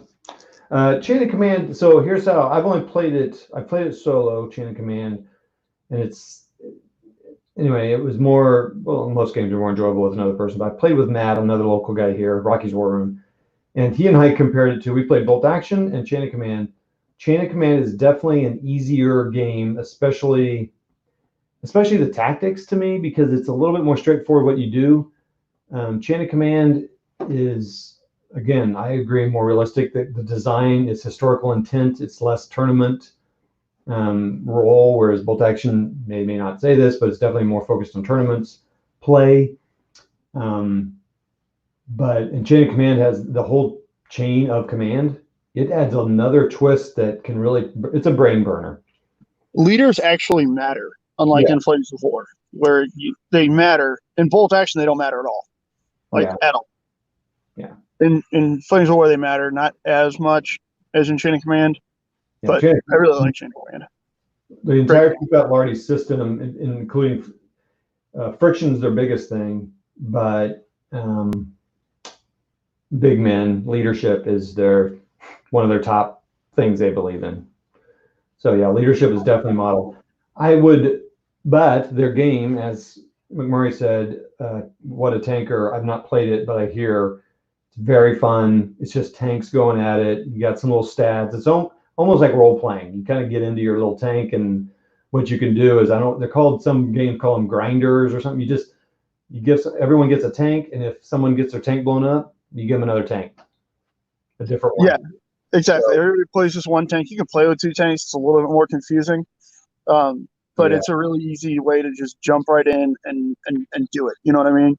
Yep. So Chris from the Rocky's War Room, aka not Jay, really likes What a Tanker. He likes that as well. So, he's talked about lead too. So that's another reason why I think you said you have that Yeah, fistful lead is great.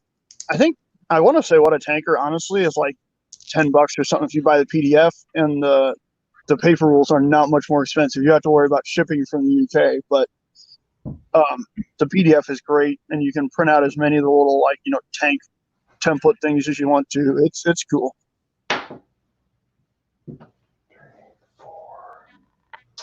So there you go. Hope that helps you out, Cold Dog. Basically, I would tell you to get them all. If you can afford it, and just read them. Get PDF versions first if you want to save a little bit of money sometimes.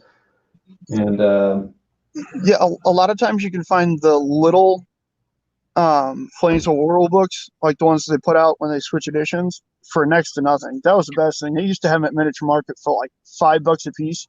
yeah. And if you walked in and bought like 2 or 3 of them, they'd give them to you for like $3 or $4 a piece.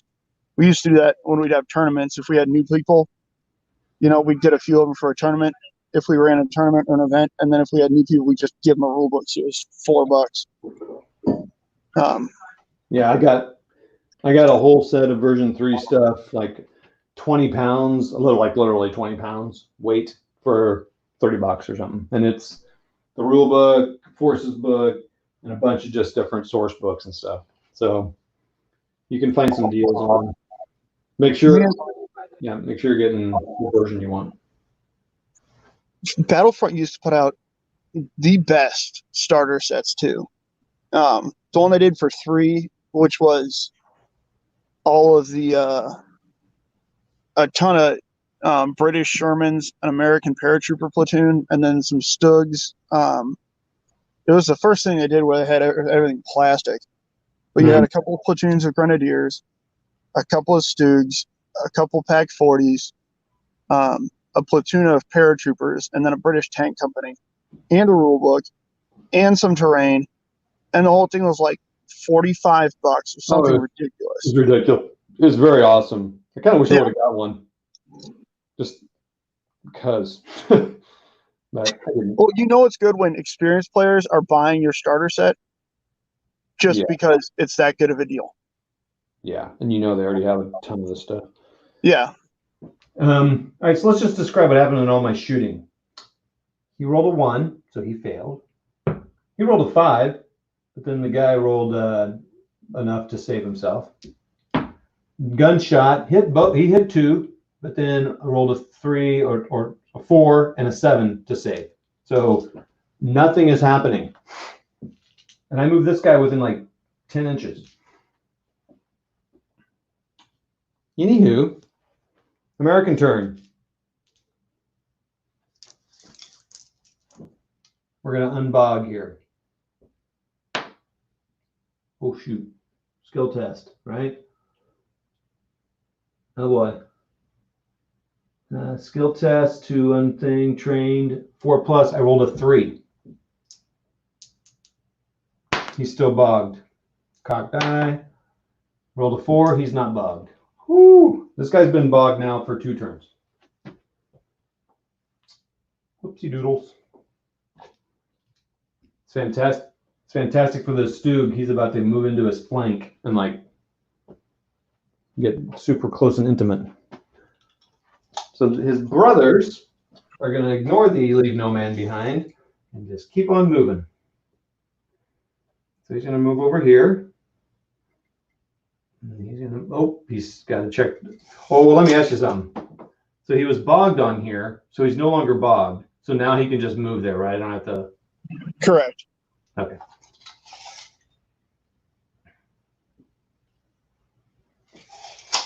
Okay, let's make some stuff happen here, boys. I've found that the best way to not miss is to put your muzzle device directly on the flank of your opponent's tank. Great. In the past, that's my advice to you. Oh, hold on now. This guy may not be in behind concealment anymore. I think I'm going to give him concealment. He's still fighting. He's fighting over a big old chunk of stuff here. Yeah, there's enough intervening there that I'd probably give it to him. So he's still got concealment. So they all got concealment. So gun, tank, let's do this. He's going to fire his 3 machine. Oh, no, the machine guns even reach him? Probably not. No. Oh, he can. Sherman has a coaxial machine gun and a whole machine gun. Ooh, hold on. So one machine gun can fire 3. I still think one machine gun can fire 1 in the main gun. I don't know if you could fire main and coaxial. You might check that. Yeah, I think you're right. Again, I read that this morning, and again, I've totally forgotten it. Yep. Oh, yeah. And Sokum says the box set has the rules too, of course. So yeah, if you can find an open fire box set, I did find a version 2 or version 3 open fire box set. They're asking $100 for it, but you could argue it's still a good deal at $100.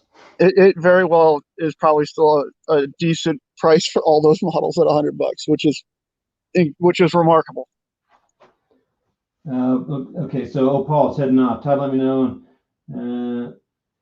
Okay, well, I can just ask him. Mari, do you play Order of Battle? I have not. I'll have to look into that. It's a computer game. Oh, then no, I have not. Okay. Paul's been asking me about it. So it looks like Paul's out, so see you, man. Bye, Paul. So Sokum, I did check for bog tests. I think yeah, the new Hit the Beach box set has it all, but I think they're out everywhere. Okay, let's see. Colt Dog says, oh yeah, not Jay did recommend What a Tanker. He also said Fistful of Lead, but I picked up Flying Lead because it was more for World War II. Okay, Flying Lead. Yeah, you're right. Okay. And gameplays like Song of Blade and Heroes, so far it's been fun. Yeah, that's right. Flying Lead is, yeah, and that's very small, I think. Yeah. Right? Well, yeah, Flying Lead is Ganesha Games. Yeah. Well, cool. Sounds like you might have found some. Yeah, I played Song of Drums and Shakos a fair amount because I got a bunch of Napoleonic stuff and realized I hated painting Napoleonic stuff. So I painted like 10 or so models, and we played Song of Drums and Shakos a lot. Yeah, I got those. Yeah, because I think the only thing in an era somewhat close to that I might want to do someday is maybe AWI. Yeah, I have a bunch of. That is one thing I did paint a bunch of was Colonial Militia, just because I don't have to paint facings and all that stuff, which is nice. Yeah, I think that's the one thing I might paint someday. I mean, it's a low priority, so just do it. But I'd do it in 15 mil too, just to use the same scenery. All right, coax machine gun may fire at the same time as the main gun it is mounted with, but only have rate of fire 1 if the main gun fires. So it can. Or did you say, were you asking about the whole machine gun? Me?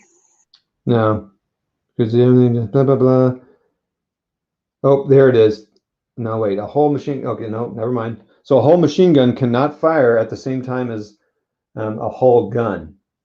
So the way I'm playing the Stooges right now, they would not be able to fire the machine gun at the same time as the main gun.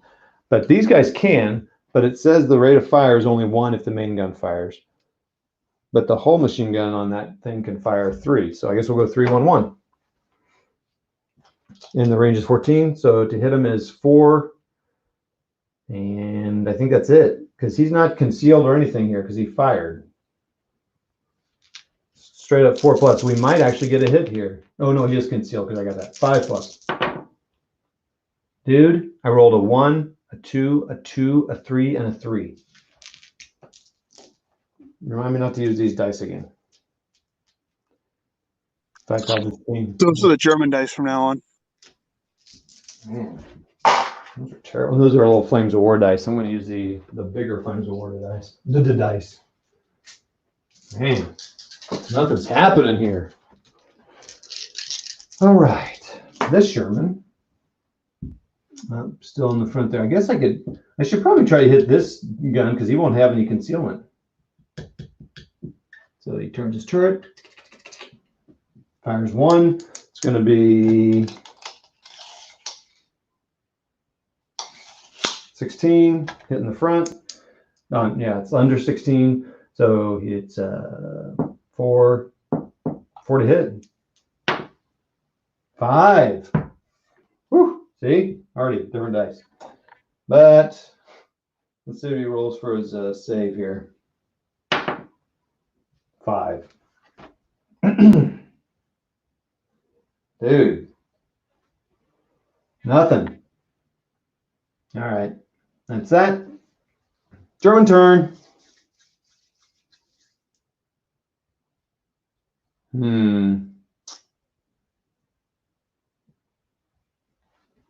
So he's going to fire on them. Maybe I should just, yeah, let's come to a conclusion on this game. I thought this would be a short game. All right, so this Stu is going to move over here to attempt to get in his flank. He's going to come over here. He's exposing his flank to that guy. All right, here we go. 2+. But the dice busted right through the hedge, just like the tank did, and now I'm in his flank. Oh, wait. I crossed the hedge, which is difficult going, and now I'm in orchard. Do I have to roll a bogging test twice? No. But seriously, I don't think you do. But if I move in the orchard, I do. I think you roll a bog check once per turn. Oh, okay. Okay. Well, now he's all nestled sweetly. Now he's very close, hitting the flank. All right. Well, yeah, I'm tired of messing around. This Stu is not going to have. He's not going to have any of this.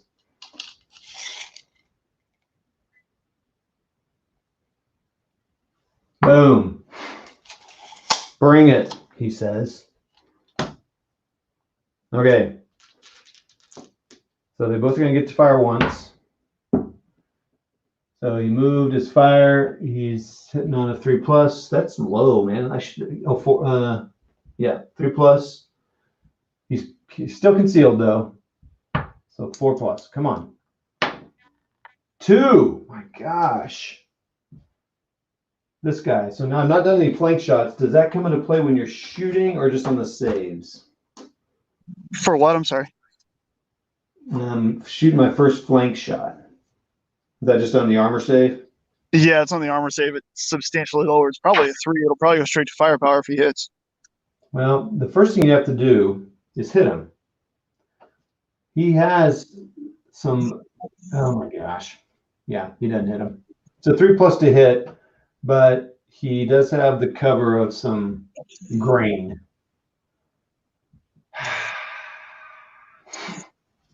3. In the field?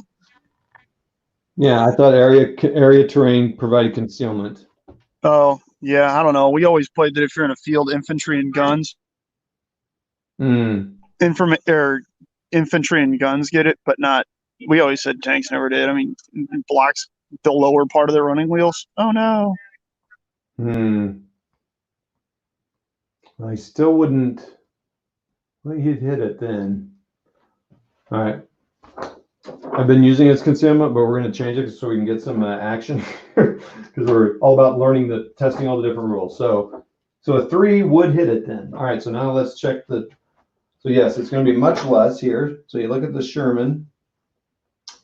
His side armor is a 4, and the Stug is an 11. So there's no way I can beat it. Yeah. So you just go straight to firepower. Okay. And the firepower test for the Stug is a 3. Oh, that's cocked. Cocked eye. Oh my gosh. 2. That's all right. He's bailed. So he automatically bails? Yeah, on a full penetration of past firepower or a failed firepower is a bail.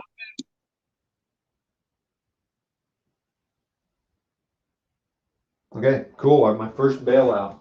Now, if you don't like bailout, which always bugged me when I would watch things, I just think of them as pinned down. They're working. They're not. So he is now bogged and bailed. Doesn't sound good. Did everyone else fire? He fired. Did he fire? I don't know. Well, if I did, too bad. He gets to fire again. No, I think I did roll for that one, but I don't think I rolled for this guy. So he is going to roll. I don't think your gun fired, no. No, he definitely didn't fire, but I think that other Stu did. So I'm going to hit the easiest target. That's him, bro. That's him. So here's the deal. I'm going to shoot him as the easiest target. But the American will get to choose the. That's what's always weird to me. So he's the easiest target at 15. He's farther than 15. Let's just do it and see if I get a hit first. So it's a 5. So he's a 3. He's a 4. Oh, I get to roll 2 dice too. How far away was he? He's closer than 16, right? That's why I did it. So he's concealed, so he did not hit. So 1 hit. So as the American, I'm tempted to put this on the bailed out, bogged down tank. I don't think you can put it on bailed tanks or bog tanks, actually. But yeah. Oh, you can't Again, put it that's on something to bog? look at. Yeah, I don't think you can put it on bailed tanks. I don't know.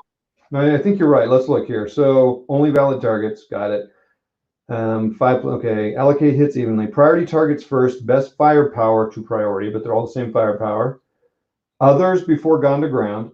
Operational before bogged down or bailed out. I was doing it wrong earlier, but it's fine. Well, then I'll just do this guy that's up close and personal. Wah, wah. Let's just roll and see what I get first. That's a 6. He rolled a 6 to save. I'm rolling awesome on all the right rolls. And on the saves anyway. Okay, well, there you go, man. Well, I did get a result. I got a bailed out, so that's good. Let me go see if there's any comments here. Mark Burr, I appreciate you being on, helping out. Okay. Sokum says, I have a ton of Napoleonic 15 mil. A ton.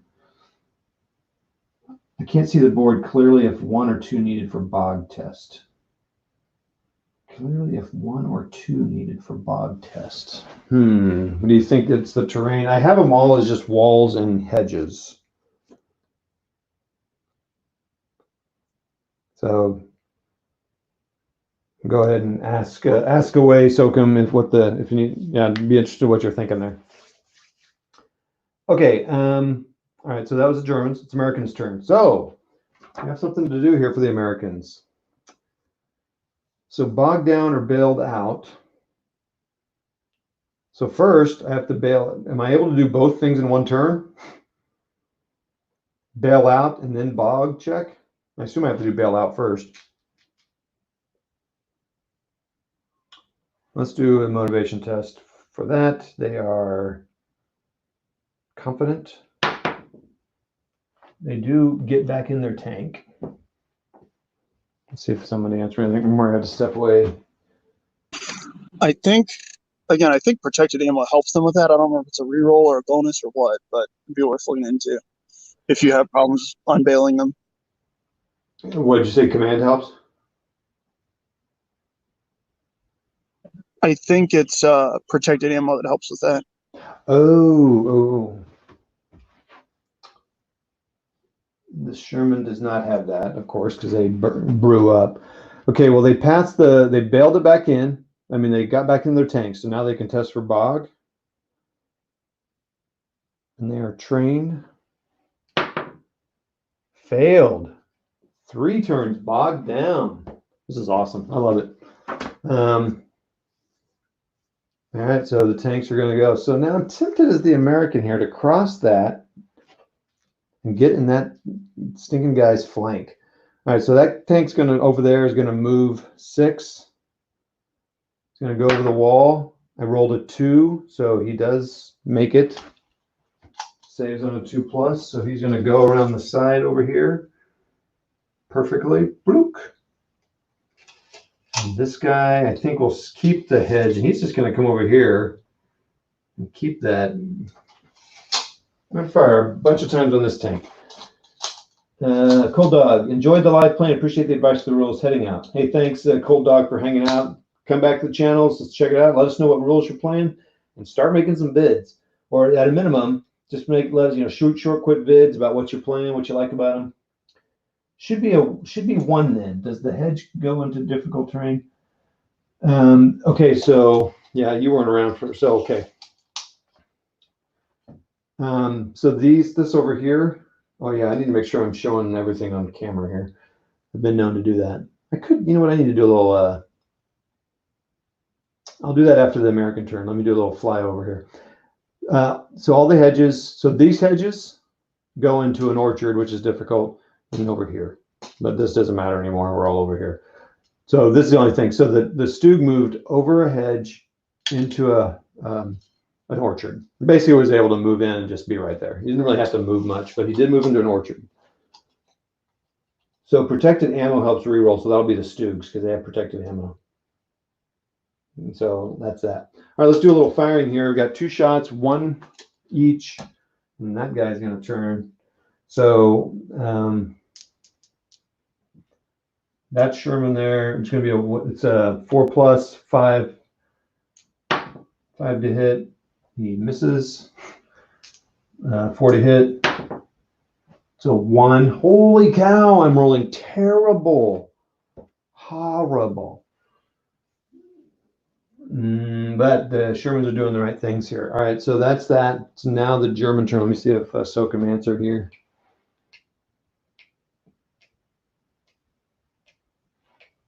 Remount. Yep, gotcha. All right, Germans.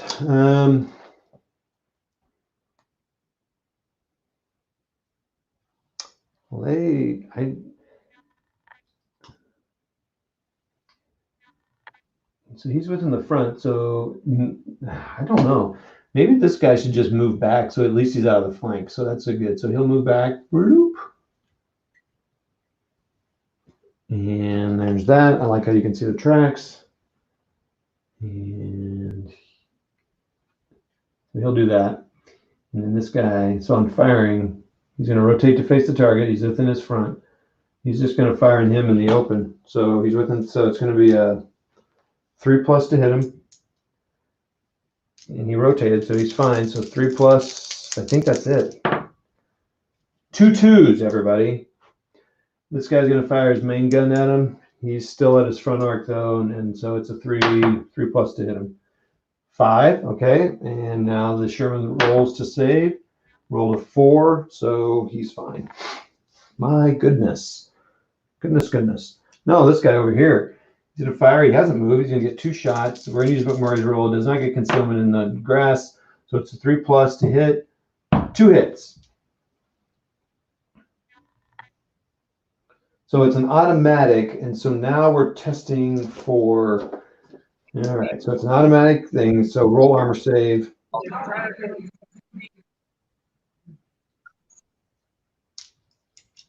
Todd, what are you using for a mat, buddy? It looks really good. This is that little snuggie material. Dude, I'm digging where you can tell where the Stug backed up. It looks awesome. You can see it on the camera. Oh, sure enough, that is awesome. Yeah, I liked that immediately. I saw someone else. I'm going to say Tabletop CP, I think, was using it. Now, at first, I was like, here, I've got actually some here. Hold on, let me get it on screen. I cut a little bit out of it and tried to color it because I don't know, whoever I saw using it kind of painted a little bit because it's really stark green. It looks pretty good on video. But then I got some and I painted. Oh, you're not going to be able to see that. It's in the bright. Yeah, that looks great. So how's that? Let me look at the camera here real quick. Yeah, so that tones it down a little bit. That's the more subtle one. And then it's kind of a pain to paint it, though, I got to tell you. That one's a little less good. Oh, that looks great. That does look good on camera. It's funny, in real life, it's a little stark. Yeah. But on camera, it does look better. Huh, interesting. I might have to consider it. So sometimes what I do is I just like plop these down on the table, right? Yeah, they're fields. And just they're like fields or whatever. I don't count them as anything. But I may do more of that. I may paint up some more of those. But thanks for that. I get a lot of compliments on it. It does look good on camera. And it wasn't bad. Go to our favorite Wargamer shop, Joanne Fabrics. Can confirm. Okay. So just so you know, I don't know if you heard, but rolled like 2 1s and a 1. I don't know, whatever. No one's hitting anything. It's flyby time, boys and girls. So this is the perspective from the Pack 40 here. Showing that. This is that late 1944 drone technology right here. That's right. Check it out. There's that action going over here. See how far I can reach over here. Rip the camera out of the computer. So here's my little beauty that's just lasting. Oh, yes. I do need to finish my rolls for that. I got 2 hits on this side armor. And so there's that tank there, sitting there and bailed out tank for 3 turns. Everyone hold on, it's going to get busy. Crazy here. That has got to boil them up. 2 hits on the side, going straight to firepower. Firepower says they don't get any benefit from that, so it's a 3+. 2 shots. 2 shots. 3+. Easy. A 1 and a 4. So, okay. So I got it. So firepower test, he blows up, right? Yeah. See, I think this. Oh yeah. I know. I could tell I didn't paint this one because it's really good. But he sticks up there. My first, well, not first blood. The first blood went. Remember, guys? You remember way back when? Remember way back when that tank team got destroyed, or bazooka team? Finally got another hit. Look at that. Look at that. It's terrible. Let me get down. I should have done this after. I should have done my flyover after the smoke. So from the perspective of the pack forward, like, oh, what happened? Boosh, didn't that look? That looks awesome. So we were talking about. I was on a chat with Kev from Big Board Gaming. He said many board games or board games and or mini games. Which one? Both? Why? This is why you play mini games. Yeah, big fan of this. Look at that. Come on, man. Come on. And I need to get some of that fat, not Fat Franks. What's it called? Those little burning token things. Those are awesome. Where you see the fire underneath the cotton. Little LED lights. All right, so finally a hit with the tank. Holy mackerel. The good thing is the Germans were just helping the Americans. They were bogged down. They weren't going anywhere. Blah, blah, blah. Okay. Americans. Quit messing around here, boys. Oh, can this tank run over this gun? Now we can focus all of our energy over here. This is getting ridiculous. Now, let me check if there's any comments here. Shermans have stabilizers, so +1 to shoot if moved. Oops. For them, done that the whole game.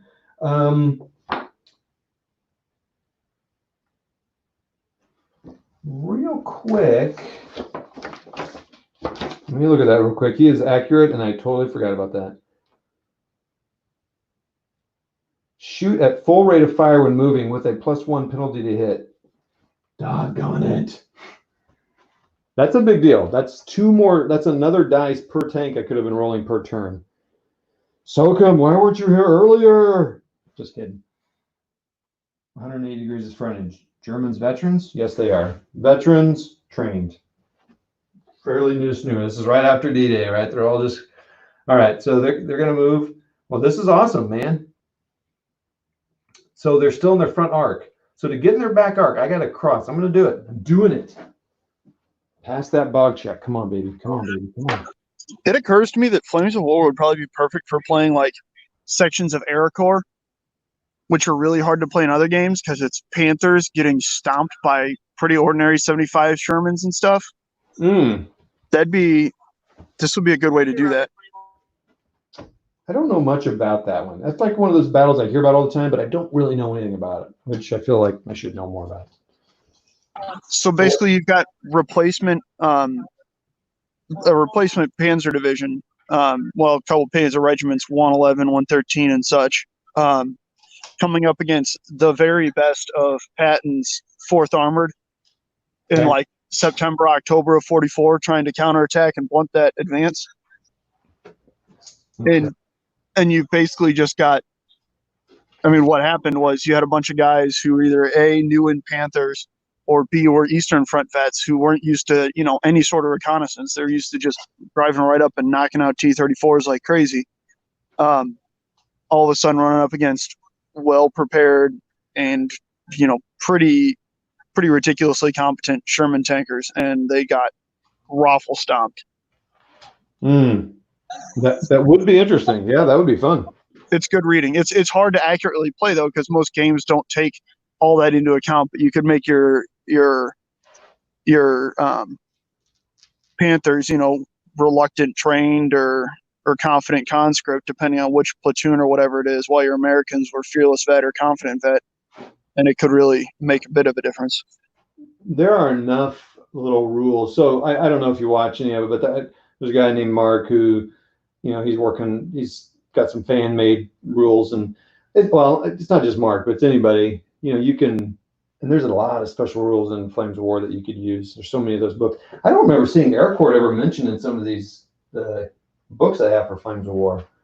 I wonder if they just never got to it, or.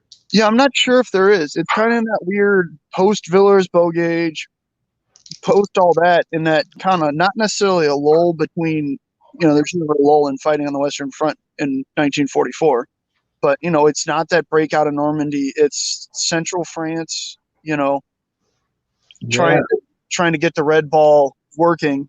Yeah.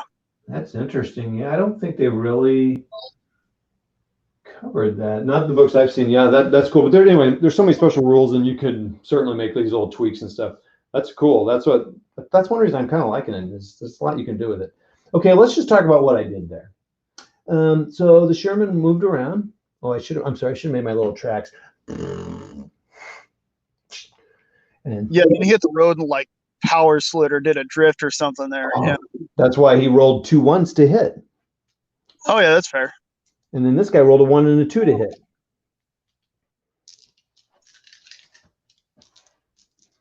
All right, German turn.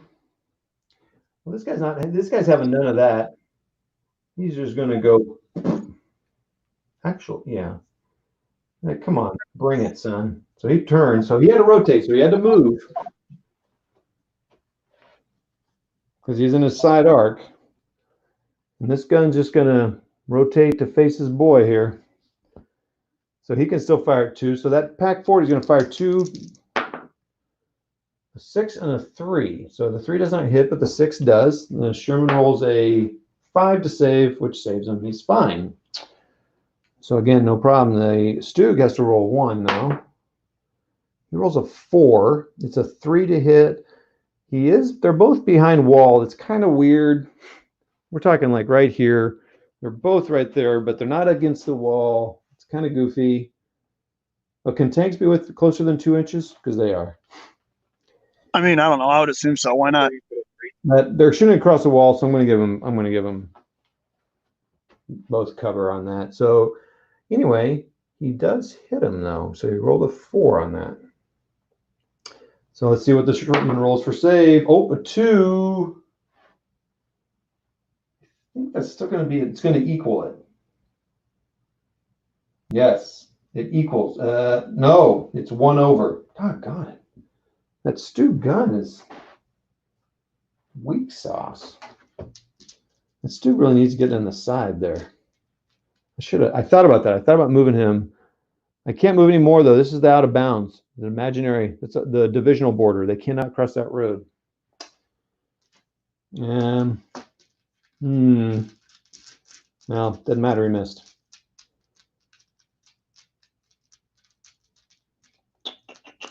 I might have to assault that gun.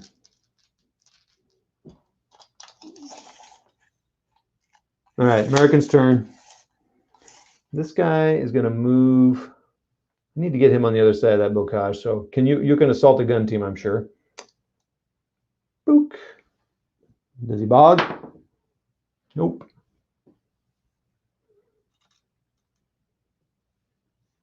Man, someone's gonna die here. It's just gonna happen. The Sherman's got to get on this guy's flank. Todd, I got to jump off here. I'm looking forward to seeing the results of this in the morning, though. Cool. Thanks, man. I appreciate your help. Alrighty. Bye, buddy. Talk to you soon. All right. Bye. Sokum, yeah, I'll do that. Yeah, I'll do that. I wanted to get McMurray on here, but yeah, next time I do this, I will get you on.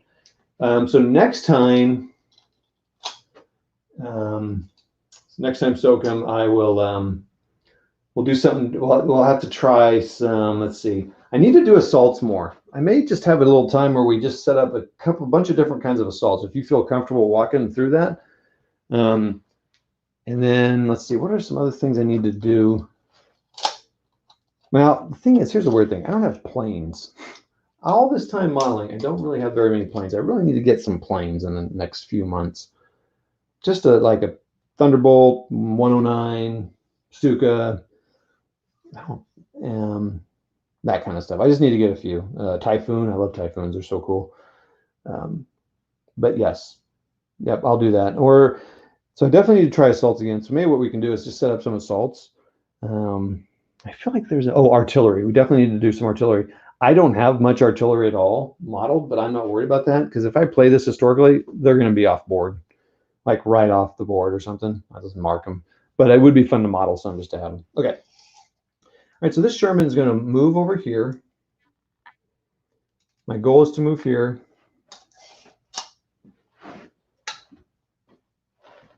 I feel like I'm all right.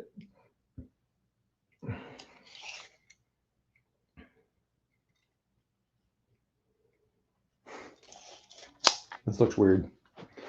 I gotta do everything I can though. All right. So thank goodness SOCM. Yeah, this is why SOCM's going, man, let me on here. You would have had that stuff. Okay.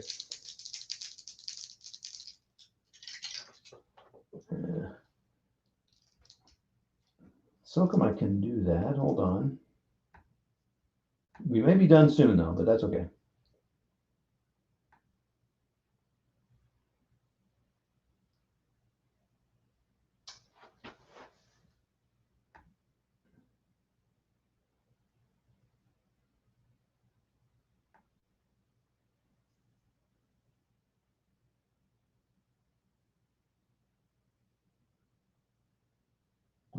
Hold on, everybody.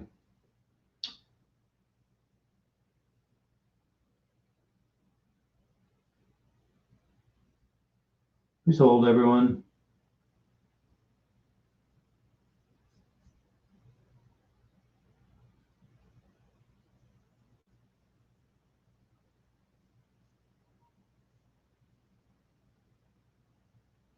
I'm not seeing your message.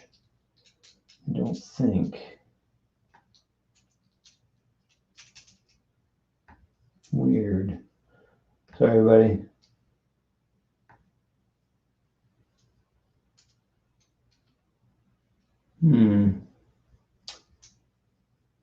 Not sure what's going on there. Hold on, everybody. A little issue here, just a second.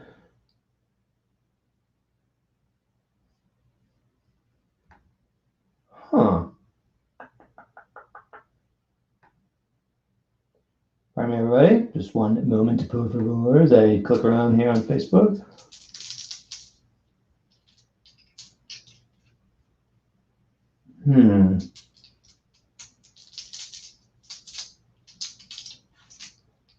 Why is that not coming up here?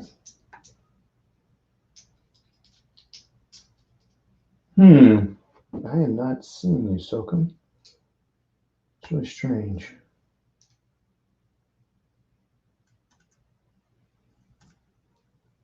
I think I had this issue earlier. Recent.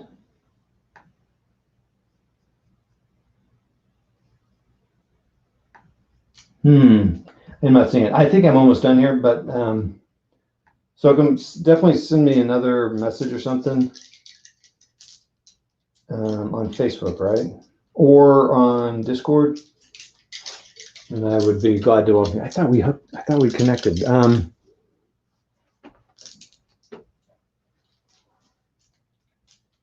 seeing it. Sorry, I'm having a little. Let me finish this out.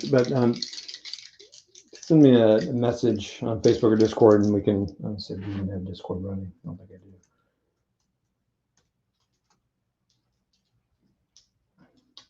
I really shouldn't do this on Live Air, but that's the way I work. I'm gonna get Discord running here. Holy mackerel, I'm having a hard time here. Boop, boop, boop. So I think we're about to, this has got to be done here soon. This has got to be done. And they've got to hit these guys. Okay. So thanks to Sokum, roll 2 dice to hit. The Germans or the Americans are going to hit twice or hit. Let's just roll and see what I get. It's a cop die, unfortunately, so I didn't get it. So 5. So there's 1 hit there. Let me just roll this die just to do it. Oh my gosh, another 1 and a 2. You've got to be kidding me.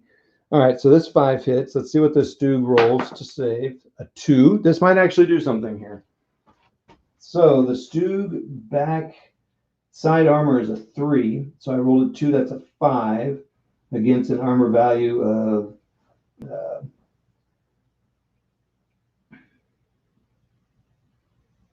and a tank of 10. So it's definitely way underneath, below that, less than. So let's see here.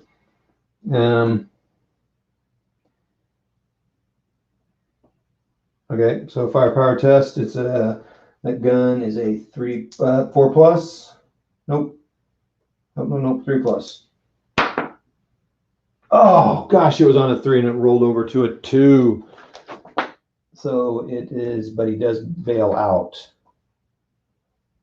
So he bails out. Wah, wah.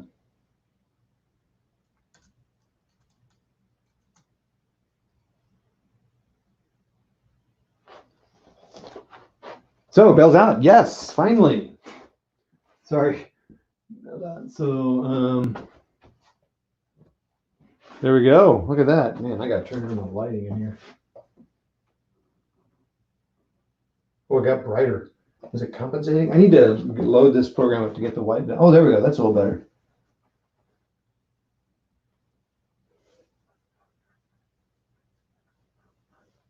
Okay. Cool. Bailed out. Totally missed him. All right. So there we go. So now let's go for the Germans. This is hilarious. Oh, did I forget to do something with that German last time? I may have. Okay. He's gonna. I know what he's doing. Okay, German turn. So you need to bail out. So remount a bailed out vehicle is a motivation test. To remount its motivation, they're confident. 4 plus. 3, they don't bail. Oh, they don't get back in. Okay. So this tank here is going to go over the hedge. He bails out. The German turn is going poorly here. He's getting stuck on this. This hedgerow is like sticky here. So I do have something going on over here. He's bailed out. That is fantastic. So this gun's the only one left. So he's going to face him. 2 shots right. Just come on, right center. A 1 and a 2 again. Holy mackerel. All right. The action's heating up. Can you feel the pressure? All right, let's go. Americans should have the complete advantage. All right. This is where. All right, hold on.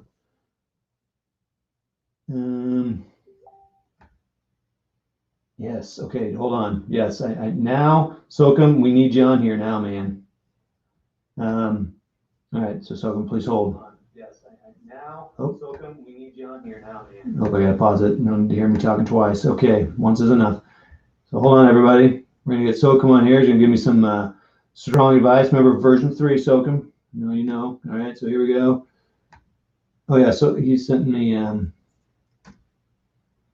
So everybody give me a second here while I get this on board. I'm going to go ahead and fire this one because I think I can do that without his help. So check it out, Sokum. Check out your Facebook there. Okay, so this German's going to fire on him. No, wait, German.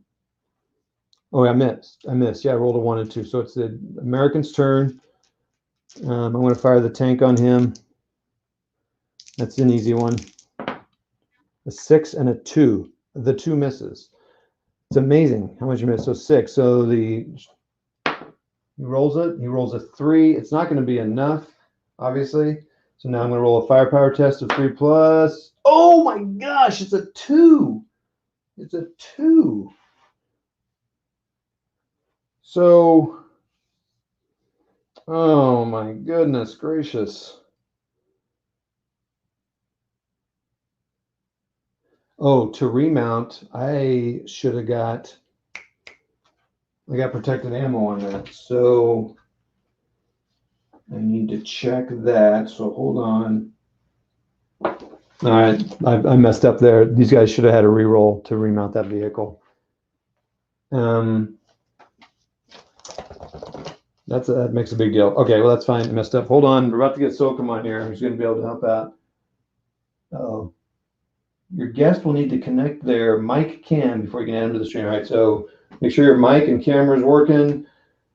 Oh, look at this, everybody. We got Sokum on with us. What's up, sir? Hey, how you doing? Good. I'm going to just turn on. So there you are. It's good to see you. Hey, you too. I'm just trying to figure out. I never used this chat program before, so I'm trying to just blow up the screen so I can see the board versus seeing half my chat There you go. thing. This should help. Yeah, a little bit better. So there should be you should have an option to, should be under your screen or to the right or left. It's on the bottom of my computer screen. There's a variety of options on how you can show the screen, and it should show one that's like all screen. It should show you all of mine. I'm plugging in my phone now to get charging. All right, hold on one second here. Okay. All right, so I'm going to keep doing this roll here. So, all right, so blah blah blah. Yeah, I want to interrupt real quick. There was about a 2 or 3 minute lag there because my son came in the room, and so I had to pause. Yeah, no problem. So that's why I heard you talking because I was trying to catch up what you were talking about in response to the things I posted on the YouTube chat. So that's why it's like I was there, but I really wasn't. Yep, got it. I know that happens on these things. I appreciate you joining in here. I'm glad it's working finally after all these videos I've been watching. Yeah, no, it's awesome. Yeah, so I made a mistake in the last turn. I forgot to re-roll for protected ammo for this stew, but oh well. I forgot that because he's got protected ammo, so that's cool. But now I learned. So now are the Germans veterans or trained? Competent veteran, competent trained. Okay, so if the Sherman was to shoot at the German right now, he would need a 5+. Because he moved. Because he's moved and he needs a 4+ to hit. See, I don't know version 3 rules very well. Because I did the play testing and designing in version 2, and I took a time break and everything, going through divorce, the whole 9-yard life. So when version 4 came out, when I got back into it, I had the version 3 rule booklet. It just packed away, and I got some of the modules and stuff. Oh, I gotcha. All right. Well, so what happened on this one is, he has something called protected ammo. I don't know if that was in two, but I forgot that. But I'll remember next time. But now this turn, this Sherman hasn't moved, so he got full on fire. He hit once. He failed his firepower. Let me try to start over. He hit the rear, no problem. He didn't get enough to save firepower, or to save that. So I rolled firepower, failed the firepower, so he still bails out, but he's already bailed out. Does the bailed out tank now destroyed? No, the bailed out tank is not destroyed. He just bailed out. No, he was already. If you bail him out again, he's gone. No, he's gone because he was already bailed out. So kablooey. Finally. Yeah, you basically treated destroyed. Yeah. That took a million years. Yeah, the word bailed out is kind of unique. It doesn't mean like they jump out of the vehicle. It kind of means that they're like a panicked in the vehicle. They're not doing what they're supposed to be doing or whatever. All right then. Well, I'm sure I got to think the assault rules were fairly similar. So what I'm going to try to do now, and I think they can do this, and this is why I held off till you got on. So got a Sherman here. So, and I've got the Pack 40 here. I'm like, that Sherman should just roll over that Pack 40. Yeah, I mean, it could, but the Pack 40, like I said, as far as I know, the Pack 40 will get a defensive fire. at full rate of fire, so he'll get 2 Yeah. shots. Yeah. At and he's going to be hitting him on. I think you said train, so he's going to be hitting 2 shots with a 3+. Whew. Well, you know what? We're not going to be able to learn things if we don't try them. So, American, sorry, dude, you got to go in. So, I think that's the only American. So, the American shooting step. So, I guess as the American, I could shoot once into him and then assault him in the assault step. I suppose I should try You that. could. So, I think what I get to do is if I fire my main gun, 1, and then the coaxial, I think gets to fire 1, and then the hull could fire 3, because I think it always fires 3. Well, unless it's with other guns. It's a little confusing there. Well, in this case, if you're going to be shooting at a gun team like an AT gun team, you're going to want to use your main gun because of the firepower. Because the machine guns have a firepower, I think, 6+, if I remember correctly. Oh, yeah. So it is. It's not on here, but I think it is 6+. Yeah. So all right. So I'll fire. Well, all right. So firepower, and hold on. Let me look here. So I don't want to use my full firepower because if I do, I won't be able to assault. So, I'm just going to roll. I'm not really clear. It's a little clear. So I'm going to roll 3 shots. So it's their hill hitting their veterans, 4+. No modifiers. Yeah, because they're out. They're not. Are they dug in? No, they've been firing, and no, they haven't dug in. No. Okay. Well, I rolled a 2, 3, and a 6. So there's 1 hit. Mm-hmm. And it was with the hit was with a machine gun. So now I just rolled a save, I assume. Yeah. Well, they have gun shield. Does that only affect? Let's see here. The gun shield affects everything in 180 in front of the Pak 40. Gun shield. Oh, I don't have that listed. Okay, so concealment, gun to ground, hit front or side, bunker buster. Okay, hits pin down, platoon roll other saves, guns. So it's a 5+. And then so 5+ to save. I rolled a 6, so he saves. So then nothing else needs to happen. Yep. Now, if you want to assault, now this is where the AT gun will fire. Yep. So if I remember correctly, like you said, I don't remember version 3 and stuff, but if I remember correctly, I might be wrong on this part, but I believe the AT gun or the gun team will be able to use defensive fire. Yeah. So here they go. They're going to fire that anti-tank gun. 2 shots, 3+. Right. A 5 and a 4. Yep, both hit. What's the front of armor on that Sherman? It is a 6. And what's the AT on that Pak 40 again? What, 12? So I can still save. Yeah, but you're going to be bailed. I just need to roll 2 6s. Oh, I did roll 1 6, but 1 missed. So a 6 and a 3. So, all right, so go ahead. And this is the confusing part here because of the angle. It's kind of hard for me to see. But you remember how you have to split your shots? Yeah.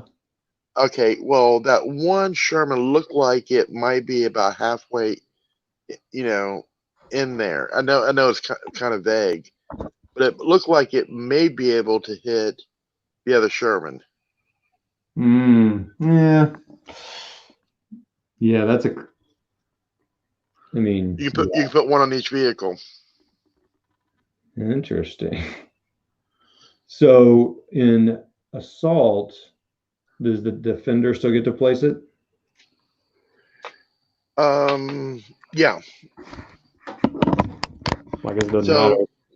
They're both hit. Well, actually, they're both going to be penetrated because, I think you're going to have to kind of, because one's a side and one's a front. Oh. All right. Well, I kind of rolled my. Yeah. Let's just do those again. So he gets a hit. He gets a hit. So now the one that's getting the front armor is going to roll his save. He rolls a 3. He's dead. Yeah, because it penetrated. Well, he's bailed Yeah. out, right? Now, what's the AT of the gun? 12. AT is 12, and the Sherman is a 6. So I rolled a total of 9. He's dead. Yeah, he's gone. Oh, that's interesting. So it's not bailed out first. Yeah. You have to be. Now, if you would have made your armor save, say if you rolled a 6, you would have had a 12. Then you would have been bailed. Okay. Well, kablooey then. Yeah, he smoked. And the other one is an AT of 12 versus what's the side armor? 3. Yeah, I think the Germans just. That's crazy. So even though this guy wasn't participating in the assault, he still has to take the hit. But they're in the same unit, right? Yeah, and he's within 8 inches. Yeah. So. Oh man, I didn't think of that. And the other thing you could done too is next time the Sherman tanks can fire smoke and block things. Yeah, and then we would have got concealment. Mm-hmm. Well, you remember that movie Fury? I never did see that. You can watch it on YouTube, the battle scenes where they talk about smoking the targets and stuff. That was realistic. I mean, granted, it's Hollywood, but it was still a pretty good movie. All right, let's look here. So the Pac 40 is a 12. The side armor of the Sherman, I'm sure it's a 4. So it can't ever beat it. Firepower. Well, I mean, the side's 4 and the AT is 12. So no matter what. The most you'll get is a 10. Yeah. So he rolled a 3, so he failed. So he just automatically blows up, right? Mm-hmm. I don't even have to roll a firepower test. Well, no, you still have to roll a firepower test because even if you failed your firepower, you will bail. Okay, so he rolled a 4. Firepower is a 3+, so yeah, he's dead. Yeah. Then in that case, yeah. Because what would happen is basically that round if he failed his firepower test, the round may have ricocheted or done a partial pass through the armor, and it may have taken out, like, I don't know, whatever, the heating element or the AC or whatever, whatever's internal in the vehicle. Because a lot of times Sherman tanks would get pass-throughs, and, they would go from side to side or front to front or front to rear. And that's like with the 88 especially. Okay. So we have Zinzel on here who's helped me out a couple times with stuff. He says that the Sherman here wouldn't take a hit because he was not an assaulting team. He wasn't assaulting at all. Totally. Okay. And that may be correct. Yeah. Like I said, it's been a little while. Cool. Yeah. Okay. That's awesome. So both hits would have gone on that tank. Doesn't matter if they're destroyed. So, all right. Well, that wasn't very smart. Like I said, I had to try. So now I have a Stug and a Pac 40 against a lone Sherman here. My rolling has been atrocious. I got to build out Stug here. So let's go to the next German turn. Let's finish. I got to finish this game. I got to come to a complete. Everyone's destroyed here. All right. So I'll probably back that guy up a few inches there. All right. So Germans. This guy has to unbog over here. See if I can see him. You can't really see him. He's far away. But he has to say, let's see if he gets it. It's cocked eye. Let's try that again. A 3. He's out. Because he is a veteran. So yeah. 3+. So he's good. Oh, I put the wrong thing on there. He wasn't bailed out. He was bogged. So, okay. All right. So that's good for him. So he's going to hustle over here. And he's going to turn. So he's going to have to turn. I mean, he's got a little portion of the tank on the front. But I'm like, I'm playing solo. I'm going to say he has to turn. So he's going to turn. Bloop. I think this Sherman's not going to live long. And then this guy, where'd all my rulers go? Thanks, Zinzel, for that help on that. To get Zinzel on here another time, too, to help me out. So 12 inches. how far is it from the one hedge to the other?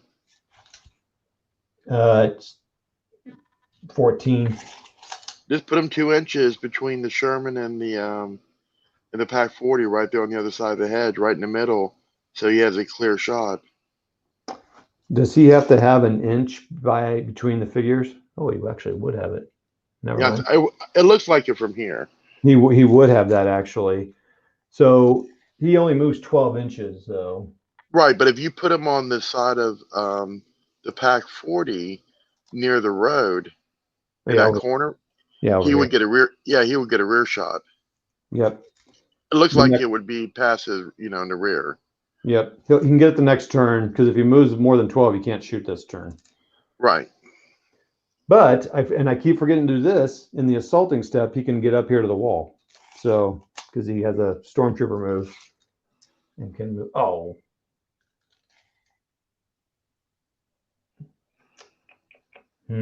Just misses it. All right. Okay. So the shooting, he's going to shoot. Look at him shooting right there in the side. Come on. This is going to finish the game. This will be it. Now, well, the other thing too is, if I remember correctly, because of how far you turned, because in real life, those AT guns weigh about 15,000 pounds. Right. I mean, they had a crew like 4 or 5. Those things were not man portable. People didn't pick them up and just push them along. And that's one thing I disagree with Battlefront. Where it says you can move them, because what they say is that the transports are off board, or if you do want to leave them on board, you can, I guess. But it kind of hooks up and then it kind of wheels it and moves it again, and it goes off board again, which I think is kind of ridiculous because it takes time to hook up one of those things. Because, like I said, those things are heavy.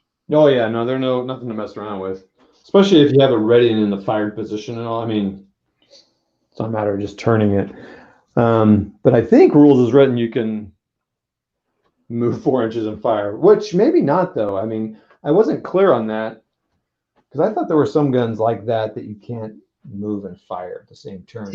Yeah, I think I want to say I can't remember. You have the stats there. Yes. And like I said, I don't have my versions. All that stuff's backed away. The only thing I have out is version 4. Zenzo might be able to answer that for us. So he did mention though in the actually I can put it in the comments here. Yes, you can move and fire with most AT guns. Okay. So I think to know that if you charge an AT gun from outside their front arc of the AT gun, then it can't conduct defensive fire in your tanks. Okay, so this Sherman should have worked his way around to get to the flank and done that instead of straight to the front. I knew that was kind of silly, but I had to try. Because that's what we're here for. All right, so anyway, he moves. So he's only gonna get one shot though. So he's going to roll to hit. Come on, he's gonna hit that thing. It's a 5, so he does hit it. It's gonna be yeah, because the other thing too is I think when you move it that much, I think it counts as moving. So you'll add +1. Yep, correct. But you get a 5 anyways. Yep, version 3, they don't add the +1 to hit unless it's like a stabilizer rule and stuff. You just lower the rate of fire, I think. Okay. According to the chart here. So, yeah.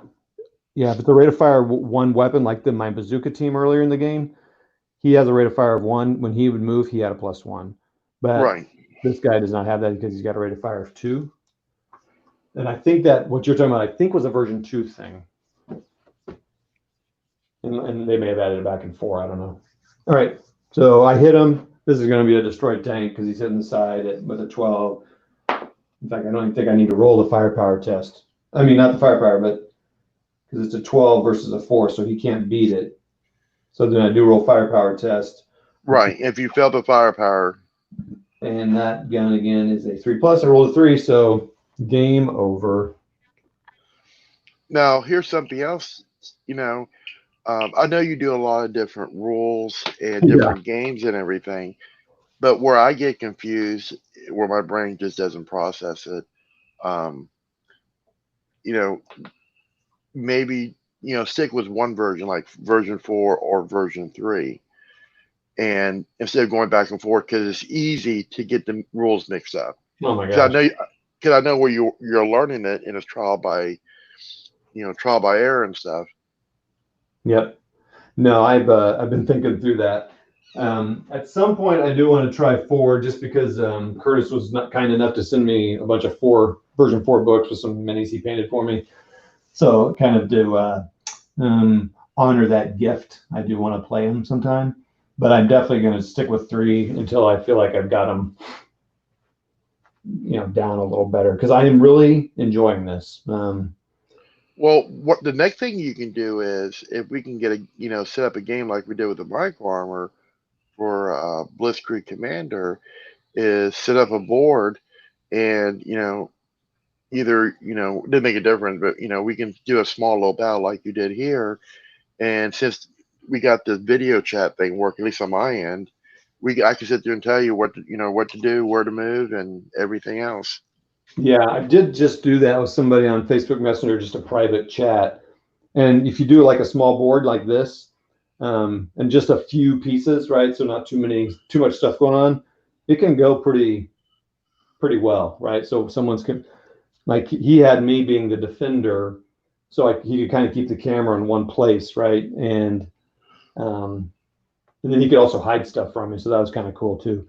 But yeah, and you could do it here. Especially if you kept it kind of thing. You just have to kind of always explain, like, hey, remember your troops are here and all that. You can even bring them down to the table. So that's it, ladies and gentlemen. The game's over. Lost. Americans were showing some potential, but I was dumb and assaulted the front of an AT gun. He took out a tank, and then that AT gun rotated and took out another tank. So I guess they're the hero of the game. This Stug took out a anti-tank bazooka team over here ages ago. I didn't even keep track of how many turns I took. That took me forever.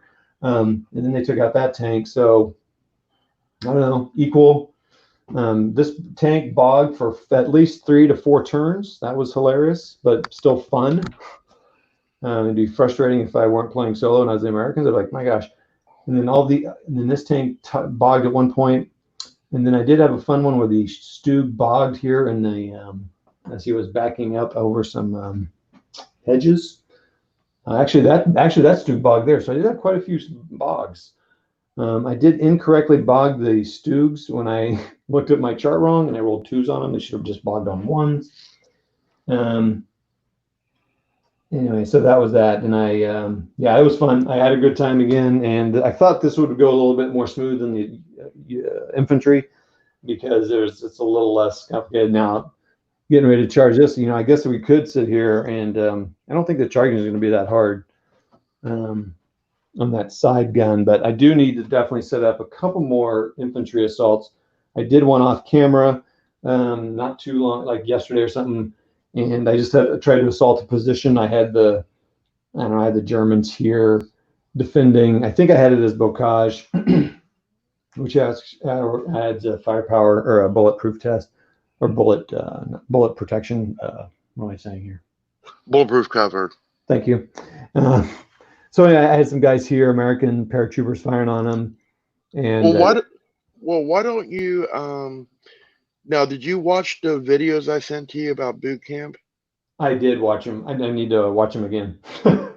Yeah. What I'm going to say is, go grab a handful of, slide the tanks out of the way, and grab like a platoon of each of the infantry. All right.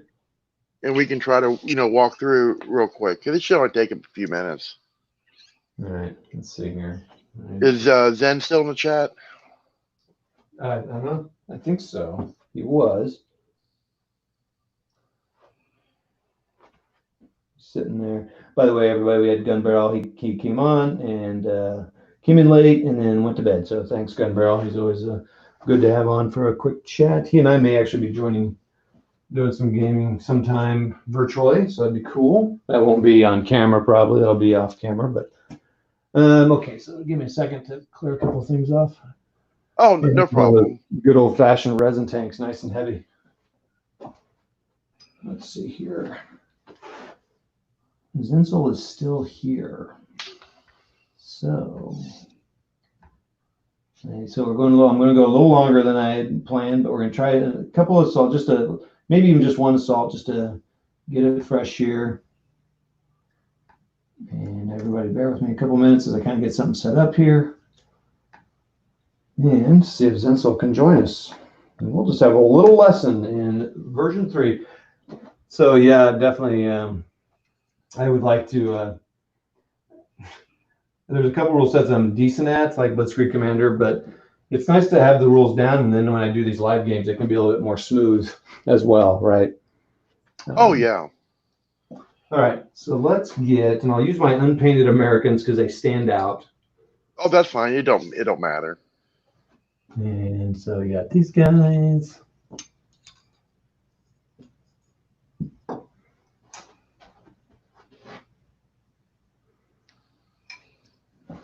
Okay. All right, everybody. So that was that. So we're going to try a little. That game was done. Device is not connected, so we're still waiting to get that. Okay. So get the German. He's missing a guy. And choose a machine gun. I'm gonna have to get too crazy specific here about stuff. So let's assault a hedgerow, and then we'll assault a building. So we'll do 2 things. We'll see how long it takes. Shouldn't take very long, especially won't go long with you guys on. So how many? Let me see if Zenzel's on here. I think he's getting close. So Zenzel, the only thing it's saying is that you need to connect a cam mic before we can add you to the stream. So I'm sure you're doing that. Okay, so 1, 2. So we'll have 3 squads assaulting. What do you think? 3 squads assaulting 2, or? Just kind of make it even. So just kind of understand the mechanics of it. Oh, I got you. Okay. So the Germans are dug in behind the hedgerow, and the Americans are advancing. Yeah, and then I want to put the Germans with a machine gun just so we can kind of see, because they're always going to have something there to support them. So, like, I don't know. Now, could you zoom in a little bit? I will try to do that. Okay, hold on here. Okay. We got Zenzi on the screen here. Zenzi, welcome. Hey. Hey, Zen. Thanks for joining on. I'm going to now make sure I get my screen still a little big here. Yeah, I'll move the camera here in just a second. All right, so Zenzi, we're going to try a couple of assaults here just to kind of get used to the mechanics. Okay. For version 3. So 1, 2. Oh, he said, yeah, we'll just do them even. Well, I only know version 4, so. Okay. And Zenzi's been playing 3. So, but the assaults are fairly similar, I think. There's just a couple little things I think that they changed, but Zenzi's been pretty involved with 3 for, I think you said, over a year now. So. Yeah, we play weekly nowadays. That's good. So first, let's assault a hedge, and then we'll try a building here. And let's see what else. Okay, so now let me see if I can zoom in a little better here. Let's see how I want to do that. Yeah, come down just a hair and come to your left a little bit.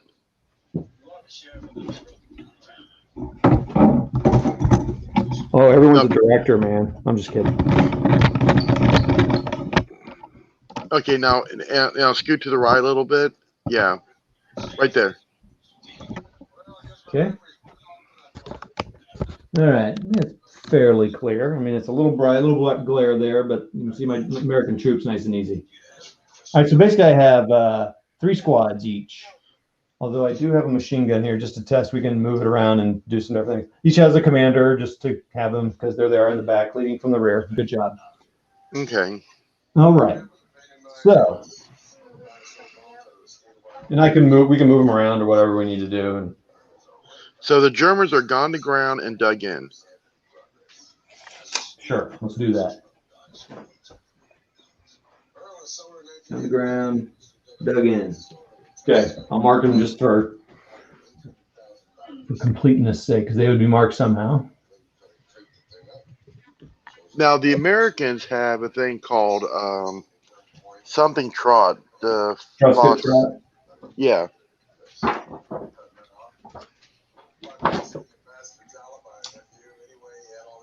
Yeah, that just moves them 16th to double. I don't know if that really would apply here necessarily. No.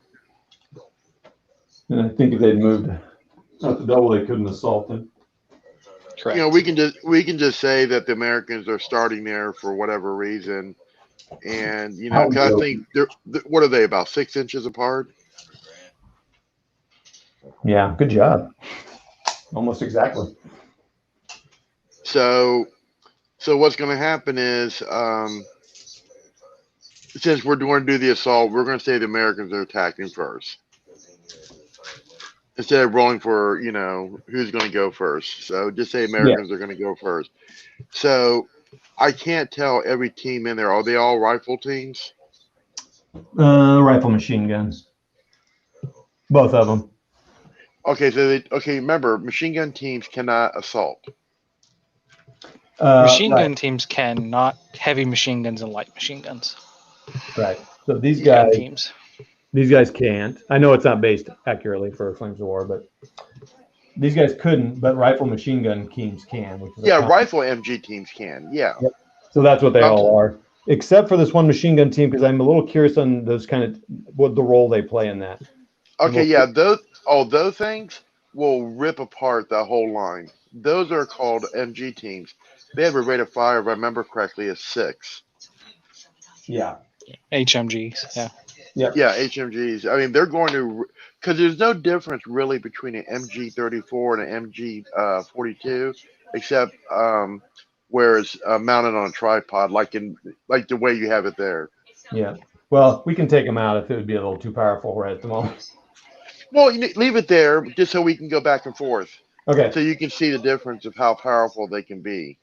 Okay. So, and I'm saying we can say they're attached to the platoon. So I guess in the firing phase, the Americans would want to fire a round of fire, right?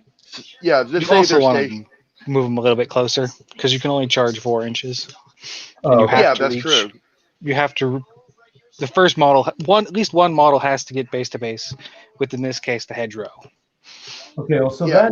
that's a little question I have then. So let me move a few of the guys like they're not, you know, it's not all even, because I think that's where I struggle a little bit. It's easy if they all get in contact. I feel like that's an easy call for me. So I don't know why they'd be back, but let's just do that. Be fighting. All right, so they're within 4, and then these guys aren't. Okay, now what is the rate of fire for those guys moving? 1. Okay. So what you're going to do is, you got 6 teams there. So they're going to roll. Yep. And you're going to need 6s. And they got 1. Okay. So what's going to happen is, okay, yeah, just mark it anywhere on one of the stands. Okay. You need 3 plus save. 2. Okay, so you got to do a firepower test. And is that because he's shooting through hedge?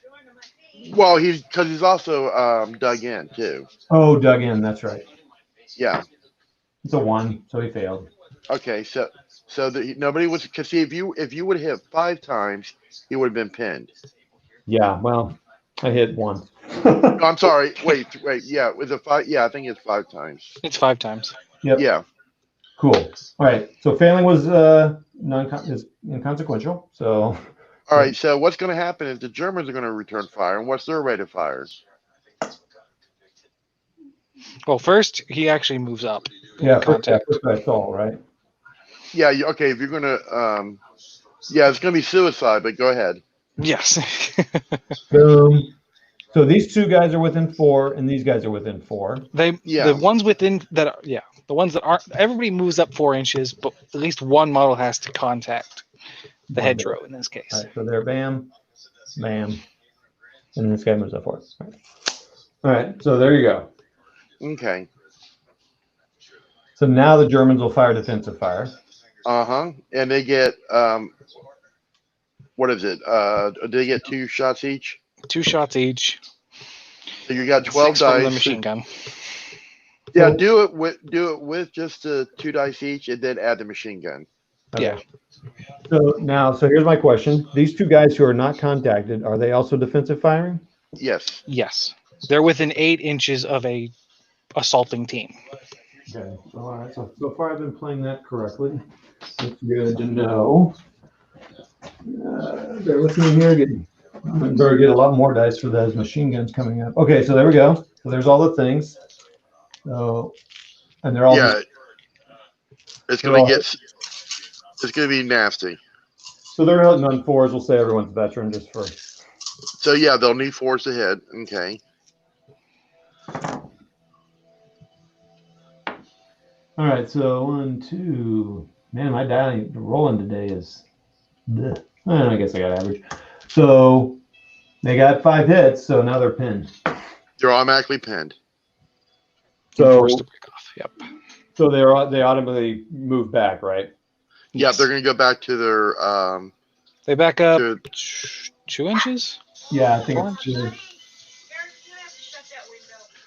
now this is gonna get interesting. all right. Real quick. So does everyone, even the non-touching teams, move back too?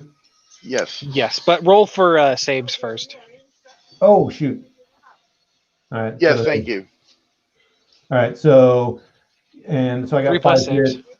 You just allocate them to whoever. I don't know. Evenly across the squad. Okay. So pass, pass, fail, pass, fail. Okay. Okay, now And then- yeah, go ahead and pull them back 2 inches.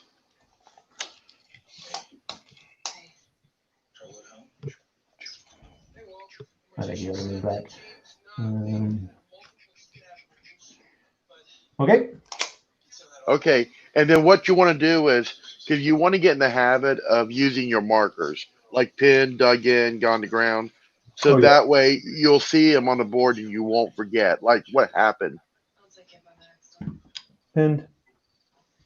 Okay. Okay. Now, the Germans really want to be jerks. They could turn around and attack because they're pinned now. So real quick, would this be a counterattack or is the whole assault done and now we just move to the German? The assault is done. It would go on to the Germans' turn at that point. Yeah. Okay. Now, the Germans, if I were the German player, I wouldn't even bother assaulting. I would just mow them down. Well, right.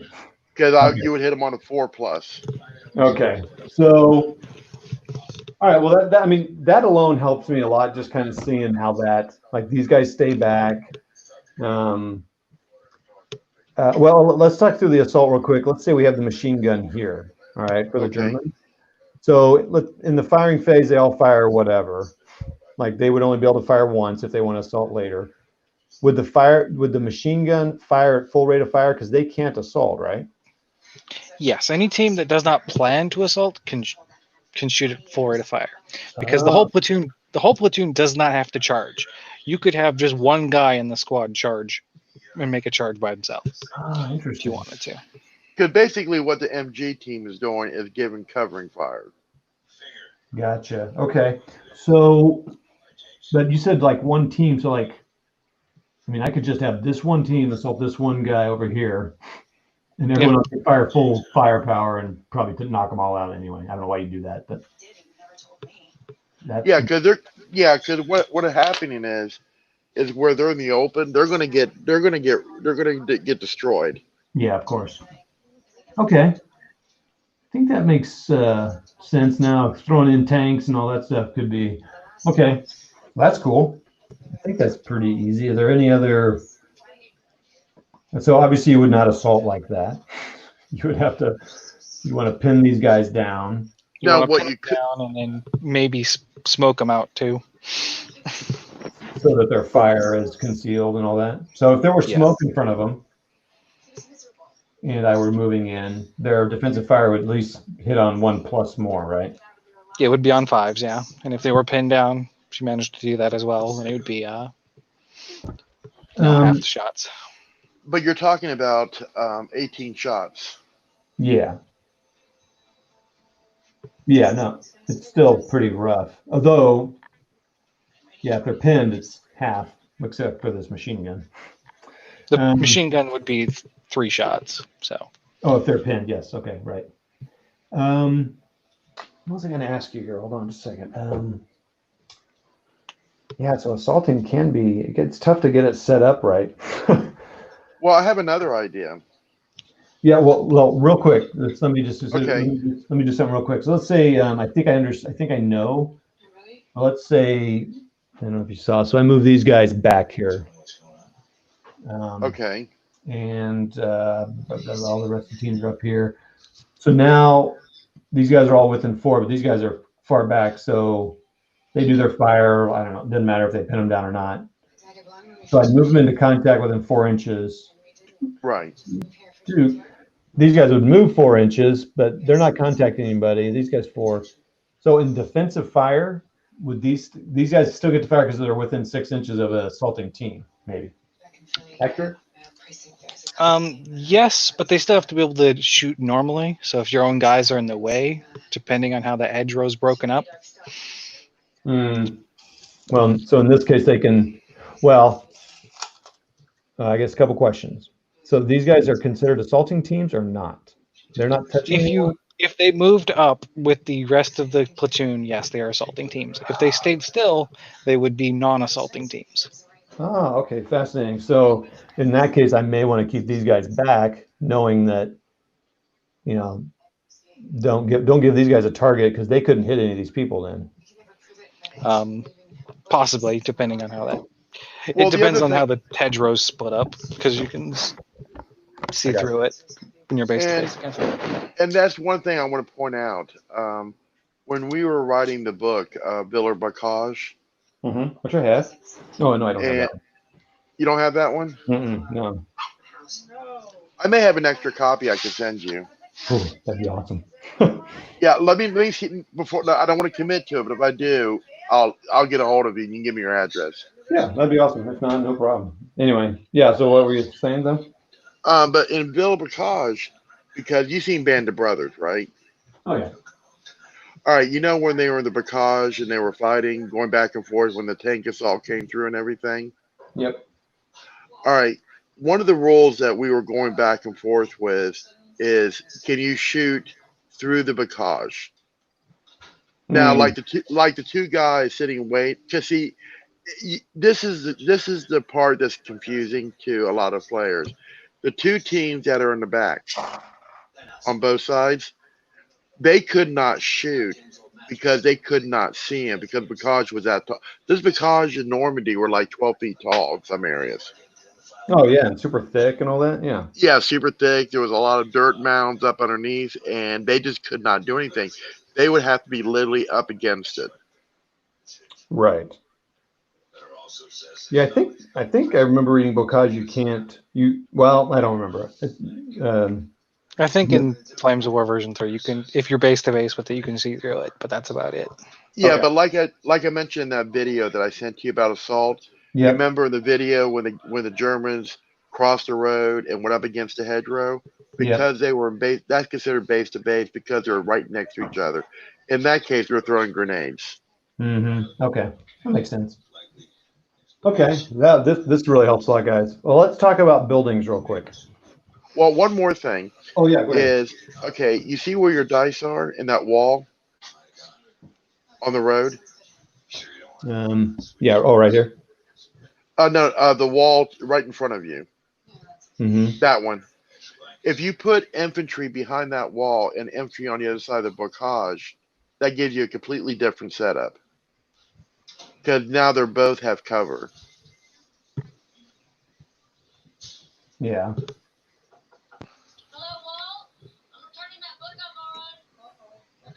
Except for, I mean, if they were going to assault them, they would still come out. They would have to come over the wall. And they're in the open, and they're going to get defensive fire. Yeah, if they didn't pin them or anything, then they're going to get defensive fire. Man, you got a pin. Does it help at all to assault infantry from the side? Yes. No. Oh. It does, because if you attack from the side, the infantry teams, they can't shoot through their own guys. So if you were to just come from that one angle, only one team would be able to shoot. Exactly. Depending on how you lined it up. Because they're essentially they can shoot. Well, it's not so much they turn. It Yeah, is, and this is another thing we had conversations with Battlefront and the designing thing is a soldier, a person can shoot 360 degrees, not like a turret. sure.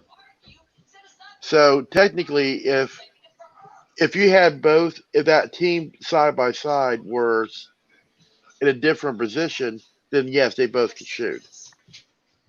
Yeah. Yeah, if Because they're all all in the a straight line, they're gonna have yeah, trouble conducting offensive fire. All right. But yeah, if they're spaced out, then less so.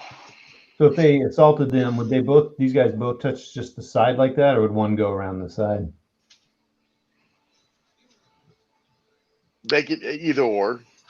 Doesn't matter. All right. But yeah, Okay. Well, so in this case, only one team, if they were set up exactly like this, forget the commander right now, only one team could defensive fire on them. They would roll their dice. Would they apply the dice to all the teams or just the one team? from that angle, some of the side teams might get a better shot depending on angle. But if you were to like stack them up, 2 by 2, Mm-hmm. right on the edge, I think it'd just be that one team that'd be able to defensive fire. Right. So, So let's say they didn't do anything and they go in for the assault, then they're going to roll based on their veteran, so they'll hit on 3 pluses, right? 4s. Force. Okay. Actually, 5 because they're gone to ground, and well, if they're gone to ground dug in, they'll be 6s. Oh, even as the assault? Oh, okay. And then I was doing that completely wrong. Is that correct, Zen? The infantry teams in the assault, they hit on a Skill they hit on a test. 3+, a skill test of 3+. Yeah. Okay. They're shooting at the German infantry would be still hitting on 6s with guns. Defensive fire would be on 4s. Gotcha. Yeah. All right. Well, this is great. I appreciate you guys helping. So let's clear the first thing. Let's clear up. Let's say in their firing phase, they each fire and they hit twice. Would they allocate the hits just still to this team, or would that still get allocated out to the? It would get allocated to the whole platoon because teams don't block line of sight. They just block the ability to shoot. Basically, the American infantry can see all the Germans, and vice versa. They're just not allowed to shoot because you don't want to, shoot your own buddy in the back. Yeah, that makes sense. As the German, if you got 2 hits, how would you allocate those hits? So you got 2 hits, and you know they're going to charge you. Defending player could allocate it as they wish. They can go way over here. Yep. Okay. All right. So now let's say they go in for the assault, and I don't know, just for nothing happens. They make it. The fire. They make it. So now they're going to both roll and hit on a 3+, and I rolled 2 4s. You only killed the single base because it's not the other team's not within 2 inches, I believe, because I believe those bases are exactly 2 inches. You have to be within 2 inches. Okay. Oh, all right. So then he'd take the hit. He's gone. And then the next step is The Germans would roll to counterattack or break off. would these guys get to move up or anything, or they just stay there? Not yet. Oh, okay. So they roll and they're passing a motivation test. Motivation check to either run away or attack. Right. So if they succeeded, They can move 4 inches towards the Americans.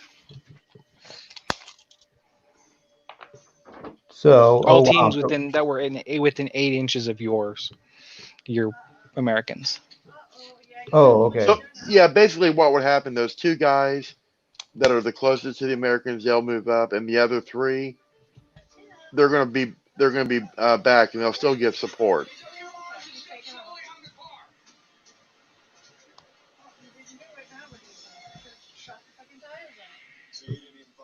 Yeah. So both these guys would be like this. I don't know how well you guys can see that, but Yeah. all right. So then now again, are these guys rolling dice, or they're just there? If they're within 2 inches of an American. None of them are. Okay, so just that front one. So the front one, he rolls a 4, so he would kill 1. Yep. And then the And now Americans would have to roll to. I'm sorry. Go ahead. Yep. So he rolled a 6, so he's still in it. So nothing So happens to these guys back here. Well, not yet. They're just there for support. Yes. So then the Americans would move up into base to base, So in this and case, then something like that. Then they'd roll their attack, 4. so it would go. And then the Germans would roll their motivation. 3. So yeah, their motivation. So if they're fearless, they'd make it. On a 3, unconfident, they would have failed. So on a 3, they fail. Okay. Then they have to get 4 inches away, at least 4 inches away from your teams, from the assaulting teams. Does it matter which way they're facing, or they just? Facing doesn't matter, but they have to move directly away, and at least 4 inches away. All right, and so that would be it there, and that'd be done. Okay. And then the Americans can consolidate 4 inches. Staying 2 inches away. No, they can actually move closer. And if they do, they just push the Germans back further. Oh, okay. Cool. And then if there was a case where you couldn't move away, you would be able to rout them and destroy the Germans. So if you had other teams nearby. All right. Well, so that would help with flanking and all that. Okay. That's why in the military, the terminology we use was called fire maneuver. Like in Band of Brothers when they were going through the trench. Yeah. After D-Day, in the morning or the next day of D-Day, D-Day +1, whatever. Yep. They were going through the trench there at that farm thing with taking out those German guns. That was fire maneuver, going through the trench. Right. And that's what they were doing. They were basically pinning the Germans and assaulting them through the trench all the way through. Yeah, that's a very famous scene. I've played a few war games modeling that. So if you guys have a second, can we go through a building assault real quick? And Sure, but I'm not actually super familiar with it. Okay. It seems a little, yeah. I mean, because you got the windows to deal with. You can't. I don't know. It's different. Well, this is an easy part. Yeah, go ahead and put your teams, put whatever you want to put in there, defending. Let's just do it this way first. We'll put 4. Actually, let me see. I'm going to move stuff around here.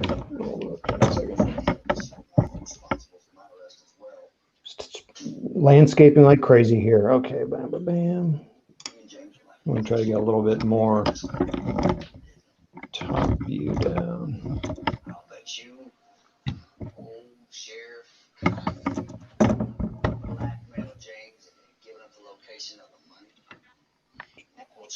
Okay.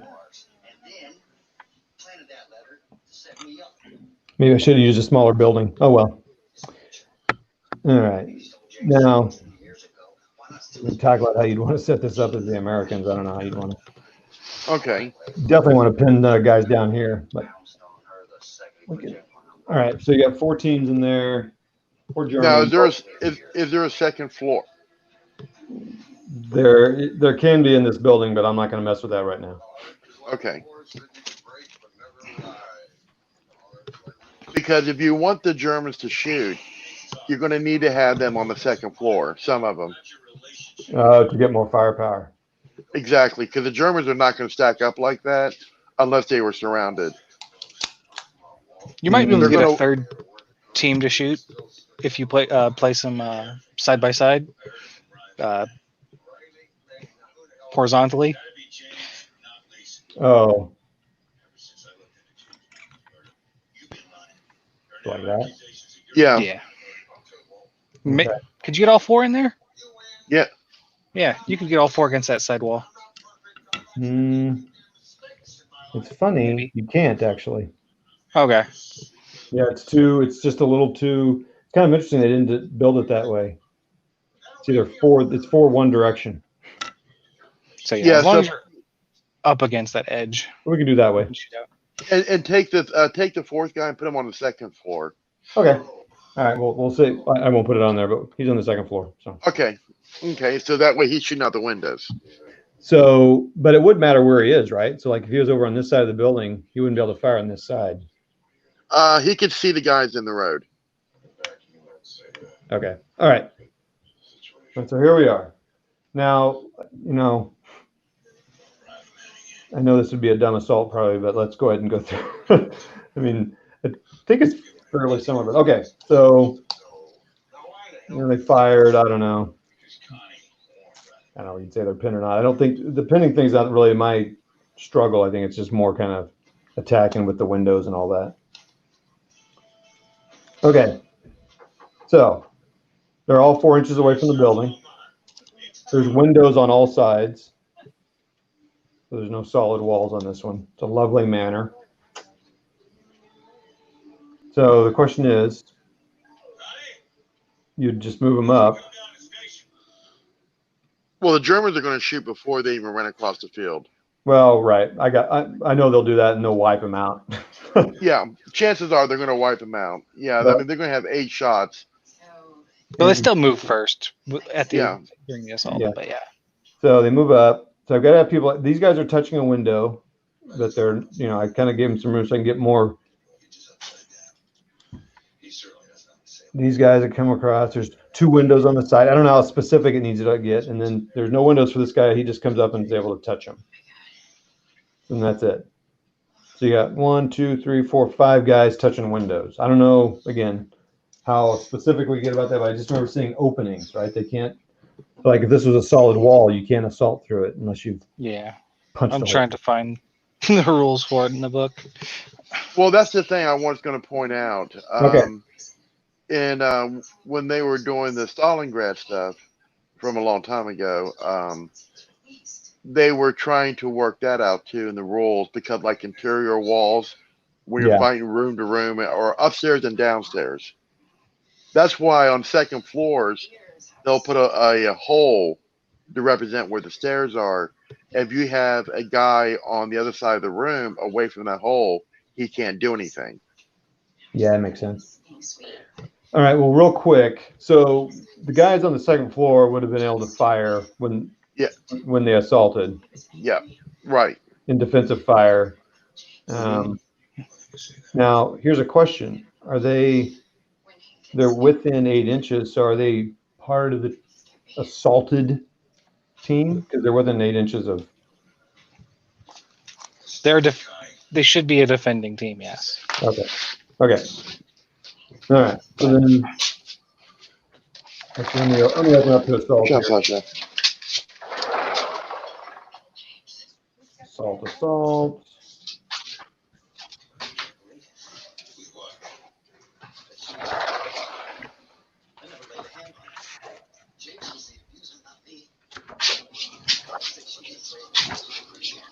Pardon us, everybody, while we open up our books, to those who have it, to the assault.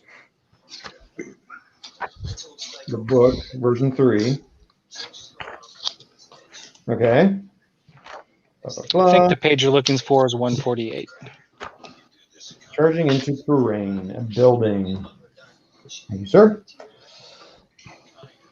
They charge through unoccupied openings using the normal rules for entering checked or contested buildings. So, if this team weren't here or they were back here, well, then they wouldn't. Then they could go into the building. Yeah, they would have to make a skill check to get inside. But we're saying everyone's up against the windows, so they can't get inside. If there's no space for the charging team inside the building, it charges into contact with the nearest opening, counting it as being in contact with the nearest enemy inside. If there's no space beside the opening because of another nearby building, blah, blah, blah. The charging team remains at the opening in its own building.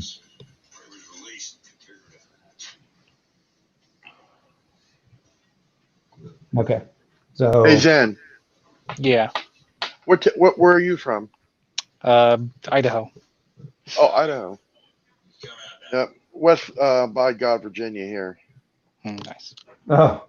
All right. So these are all touching openings with teams that are touching. So I think the role is the same, right? Or is there any sort of building? Defensive fire would be used as from the building rules, which would just be as long as you're touching a wall with an opening, you can shoot out of it. So. All right. So defensive fire would have been all these guys are touching openings, so they could have all fired. Yeah. But then in assault, it's just going to be everyone's touching someone, so everyone gets to roll a die. It's going to be the same. Yep. All right, well, let's just roll it, see what we get, and kind of do the follow-ups and all that. So 1, 2. Now the guy touching he doesn't get to roll, right? He's touching another unit that's assaulting. Yeah, it's very similar to what we did earlier with the hedgerow. Okay. I didn't know if touching the assaulting team mattered. So you got to do defensive fire first. Yeah, I don't want to do that because they're going to get wiped out. Well, not necessarily. You can miss. All right. Well, we'll do it just for grins here. So, You need force.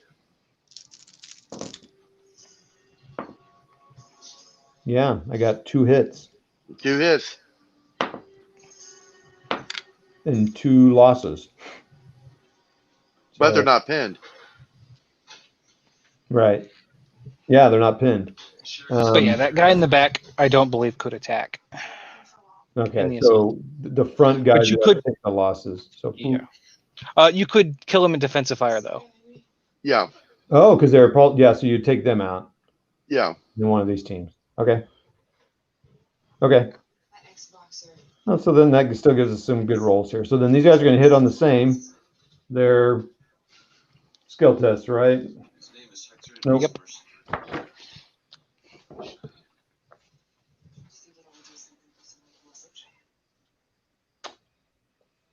Skill test. So veterans 3 pluses. So I'm going to roll 4 dice at 3. Oh my gosh. 2 hits. So bam. Bam. Basically, they threw grenades in. Yeah. So then you got 1 team left. So he's going to have to take a motivation test. Well, this is also where you would push into enemy positions, so you can move some of your teams inside the building. Before I roll for motivation? Yes. To occupy enemy position step. Okay. And then the Germans would roll for motivation. Ooh, 6. They passed. Now, they're the sole. Well, forget the guy on this. Well, let's do both cases. The guy on the top floor can attack based on the rules in the book. Can't. Can attack. So he would have done defensive fire. He did. So I counted him as did? defensive fire. And he can fight in the assault because he's in the building within 2 inches. Now that these guys are inside. Yes. Okay. So they passed their motivation test. And now they're both. So do you just, I don't know. Both of them, they can't move downstairs, but he's still within 2 inches of an enemy. So, all right, so they roll 2 6s. Okay. Then the Americans would test motivation. Yeah, but then this German could move down here to the first floor. Yep. And motivation with my 2 guys left. 6. Yep. So do it again. Now, 1 and a 4. So 1 would be gone. He could move in. German passes his motivation test on a 2, so he fails. So this is interesting. So he could break away. Can he go out through the windows and get the heck out of Dodge, or? I'm not sure. Yeah, if I remember correctly on this one, I think there's 2 things I'm trying to remember here. I think because they're in a closed room, they're going to die, but also I think, like you said, the windows, they can go out the windows. I mean, they're able to move through the windows, so. Or through the windows, or. Yeah, let's just look real quick. We're here on. Yeah.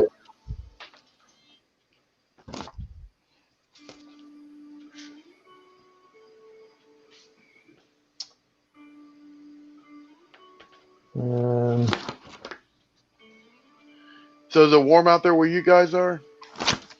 Yeah, It depends on the day. Oh, like right now, it's 70 degrees here. 68, 70. Yeah, we're in St. Louis. It's been beautiful days.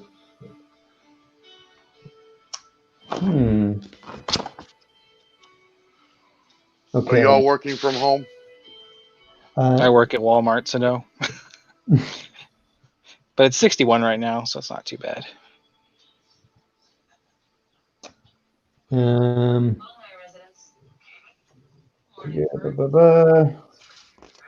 This is interesting. Breaking off. If a platoon breaks off, blah, blah, blah, teams.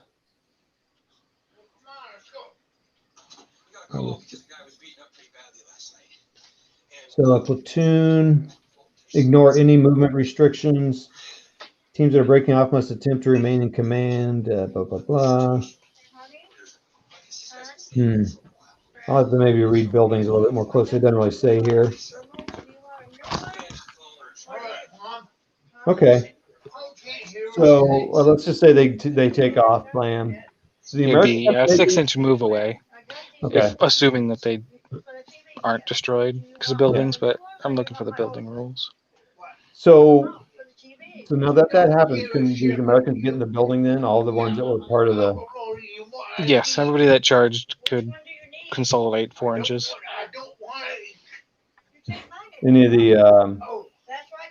so just the teams that assaulted could consolidate, everyone else stays where they are. Yeah. Okay. What the other and do they have to test? So they've taken hits. Do they have to test for... If they're below 50, both teams would have to test for platoon morale checks. If they're below 50% of their starting size. Okay. So the Germans would roll, and then the Americans would almost certainly roll too. So if they... Okay. All right. I'll look through that. And so the Germans got a 3. Americans got a 5. So they're both good. Yeah. They're both fearless. They're both good. Yeah. Do they have to test? Let's say they lost 5. Does that not matter? Like they say it wasn't half, but it was 5. Does that matter? Like, when you get 5 hits, you're pinned, or no? If you take any wounds from assault, not defensive fire, but being attacked by the skill check, you are pinned down after the assault. All right. So, I'm sorry. You say any hits? If you take any hits from assault attacks, not defensive fire, though. Okay. So both these guys would have been pinned automatically because they both took hits. Yes. And because it's back and forth. Now, real quick, at one of these moments, they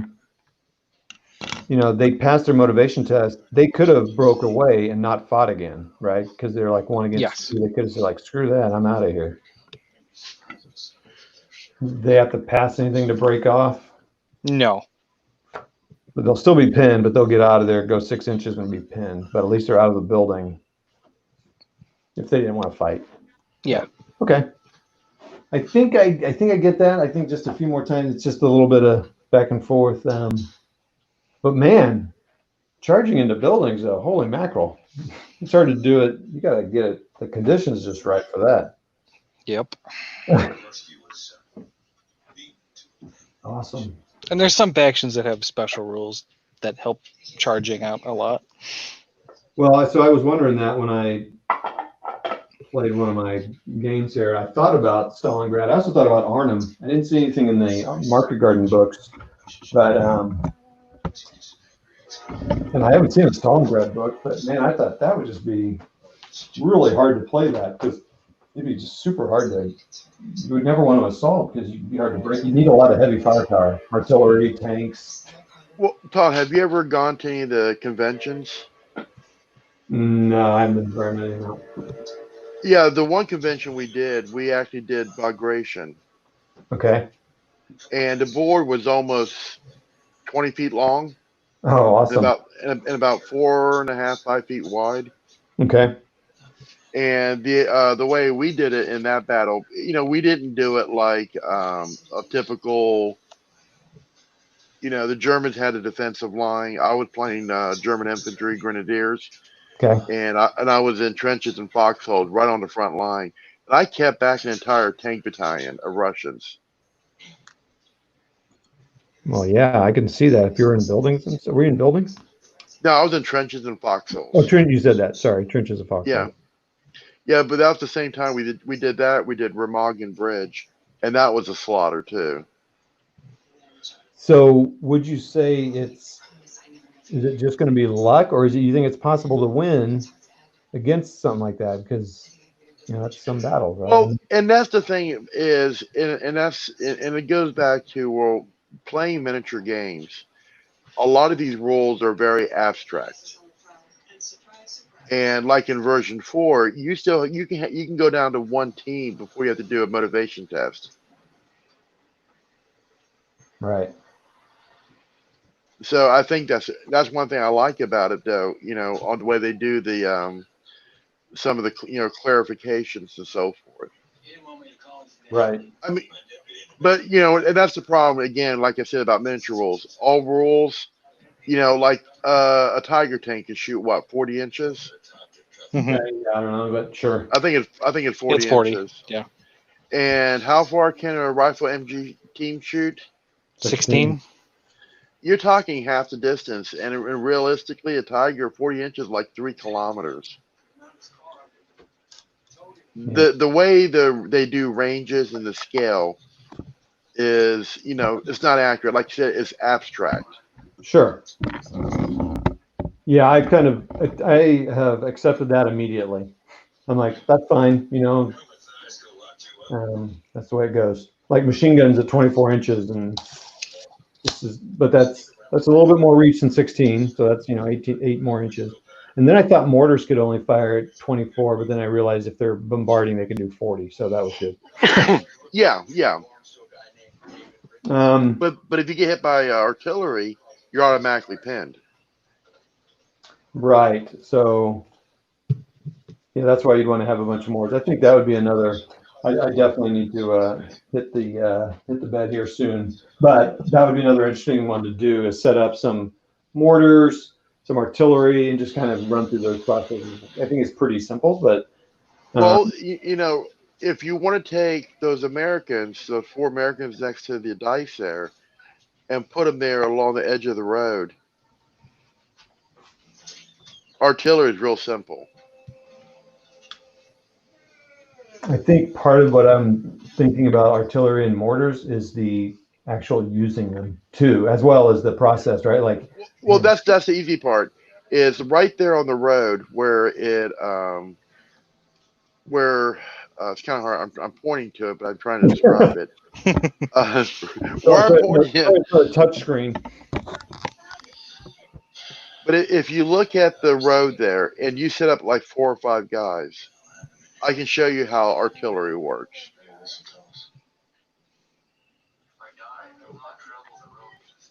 Okay, there you go. So they are just sitting there. Hold on a second. My screen froze up. I can hear you, but I can't see anything on the video. The timer stopped. Okay. I'm still here. I don't know. Sometimes my stuff. Right. I'm going to leave the room and come back in. All right. Yeah, it's still working for me. Okay. So, gone to ground, dug in. Yeah, so like I was trying to say with him, it's partially the tactics of using them. Like, okay, I got a couple mortars. Do you fire them bombard, or do you fire direct? Yeah. I mean, straight up artillery. Yeah, you just fire and direct and go. But, I've always struggled with that in miniature and board war games. Like, okay, timing it all out. This game has a lot of choices, and the choices you make can be very, very deciding in this game. Yeah. If you make the wrong choice, it's like, oh, well, I lost. Yeah, I've seen games before in I played a tournament one time where literally by turn 2 the game was over. Right. And normally each tournament lasts about an hour. Each round. Yeah, I've seen where you just ignore the objective a little bit, and then, oh look, turn 2, the enemy ran infantry onto the objective, and you lost. Yeah. Turn 2. It's like, oh, whoops. All right, let's say you're calling in artillery. Okay. Do you have an artillery template? I do. Let me explain. It's the large one, but it does outline the small template. So That's fine. Yeah, the large one for rockets, but yeah. So Yeah. everything, from what it looks like, everything's inside that smaller one. Yeah. So you pick a team to aim at, right? So boop. Yeah. Yeah, I didn't spread them out very good, so they're all covered by the template. The small. Okay.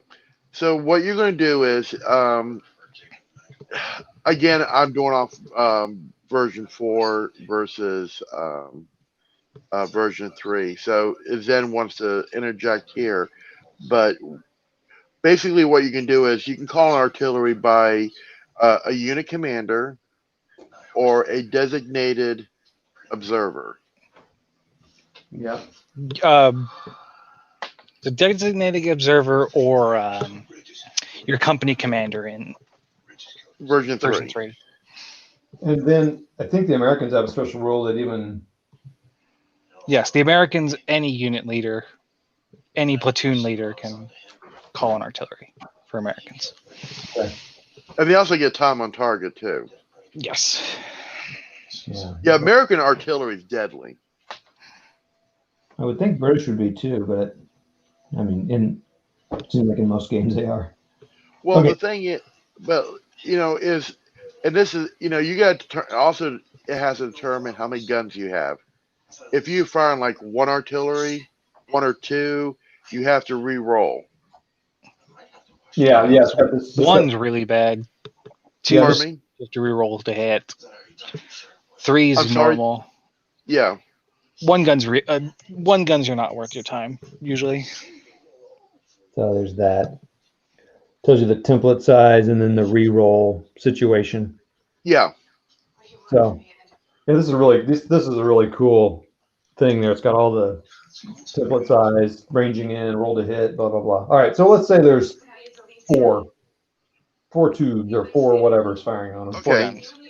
Yeah. And I've set them gone to ground and dug in if it makes a difference. Okay. All right. So now we got that. We position the template. Now we roll to. We got the range in first, right? Yes. Are you using mortars or normal artillery? Let's use mortars first, and then we can go to so 4 mortars. So they're gone to ground and concealed. So you're +2 to range in. Okay. The target team skill is, let's make them trained so they're a little trained. Okay. So 5s. So they're concealed and gone to ground. And then I'm just reading through this just for everybody's sake who's watching later. Add +1 if the spotting team is a company or higher command team, but we'll say it's not for. Say it's an observer. Yeah. So I rolled them all at the same time. No, I rolled one. You roll 2 dice. You can roll 2 dice for this first one, and then if you don't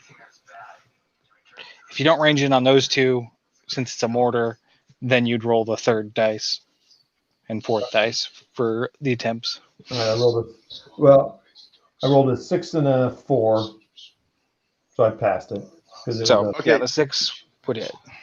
Oh, and I'm rolling 2 because mortars get to re-roll their first die, right? Yes. Yeah, the 3rd. Okay, perfect. All right. Yeah, because mortars can shoot faster than artillery can. That's why. I got you. Okay. All right, so that's that. So they ranged in. So now I'm going to roll to hit.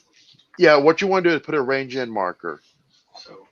Okay. And that doesn't apply in version 3 unless you have a staff team. And okay.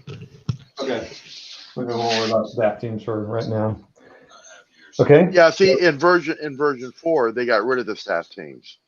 Yeah. Also, in version 4, you can just pick any point on the board to use bombardment. Well, in version 3, you have to pick a model. That is one thing I do like the idea of, especially for smoke, just hitting anywhere on the board and smoking a certain area, but it's not. Smoke's also a lot different in version 4. Oh, yeah, smoke. Yeah, the way smoke works is, you if you range in, you automatically smoke. Okay. And if but you can only do it one time.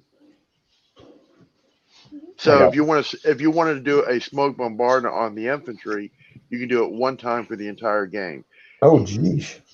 Yeah, but you can do individual shots. Yeah, in version 3, you can just do it every turn. But it's on a team, right? Yes. It starts on a team and then scatters out based on wind direction. Okay. Yeah, it was a little more limiting than I like. You can still shoot through it, which was surprising to me. And you're concealed. So Yeah, but it makes you concealed and underground if you're shooting through it, so yeah, it true. makes it quite hard. And you can't shoot farther than 16 inches, so All right, so the firing, let's say the firing platoon is a veteran German mortar tubes. okay. Then you would hit on 3s. And it says add one if ranged in on the second attempt, third attempt, but we got the first one. So Right. we don't have to worry about that. There's only one weapon firing. Artillery with 2 or more weapons firing always hit on a 6. All right, so the roll to hit doesn't. All right, so I said I had 4 going. So am I rolling? Oh, I'm rolling for each stand that I hit or each tube. How does that? For You're each gonna roll for each stand. each infantry team. Okay, and that's going to be on 3 pluses. So Yeah, even if it barely touches the base. ooh, so far everybody's hit. Only one team in the back did not get hit. So all the front guys and one of the guys in the back. Now, like what you would do at a tournament, because depending on how the board's set up, instead of reaching over and point to it, you can say, like, from my angle, I would say, starting with the one next to the wall, left or right, I would start rolling dice in that order. Right. Yeah. It'd also be the defending player who would choose where the hits are allocated. Yeah. Oh, so you would just roll. So I would have just rolled 6 dice in that case. 6 types for each type of unit. So if there were 5 infantry teams, 2 gun teams, and a tank, you'd roll for each type, and then they would get to allocate based on type. Okay. So let's say they're just real quick. Let's. So the tank and the gun would roll as well. You would roll their hits separately, and then depending on. And there's other stuff there. All right. So then I would allocate these. I'd allocate to the 2 back ones, and then they all roll their saves. Yes, they would get a 3+ infantry save. All right. So blah blah blah blah. All right. So they did all that. And I don't know if that. I think I get that part.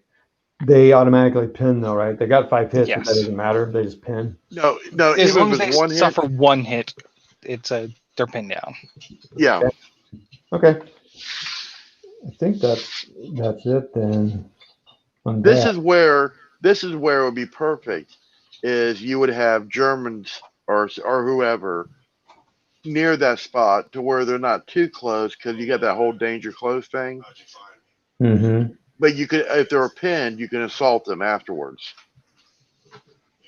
Well, right, and that'd be Or move into move in. Actually, let me just roll the save to see what that would be. So he saved. Wow. So everyone saved on it. But they're pinned. But they're pinned. That's crazy. So you put a pin marker down. Yep, got it. Still dug in, still got on the ground. Okay. Cool. But if they start between that, mortars and artillery, is they don't get to re-roll that first ranging in. Yes, but they typically have staff teams.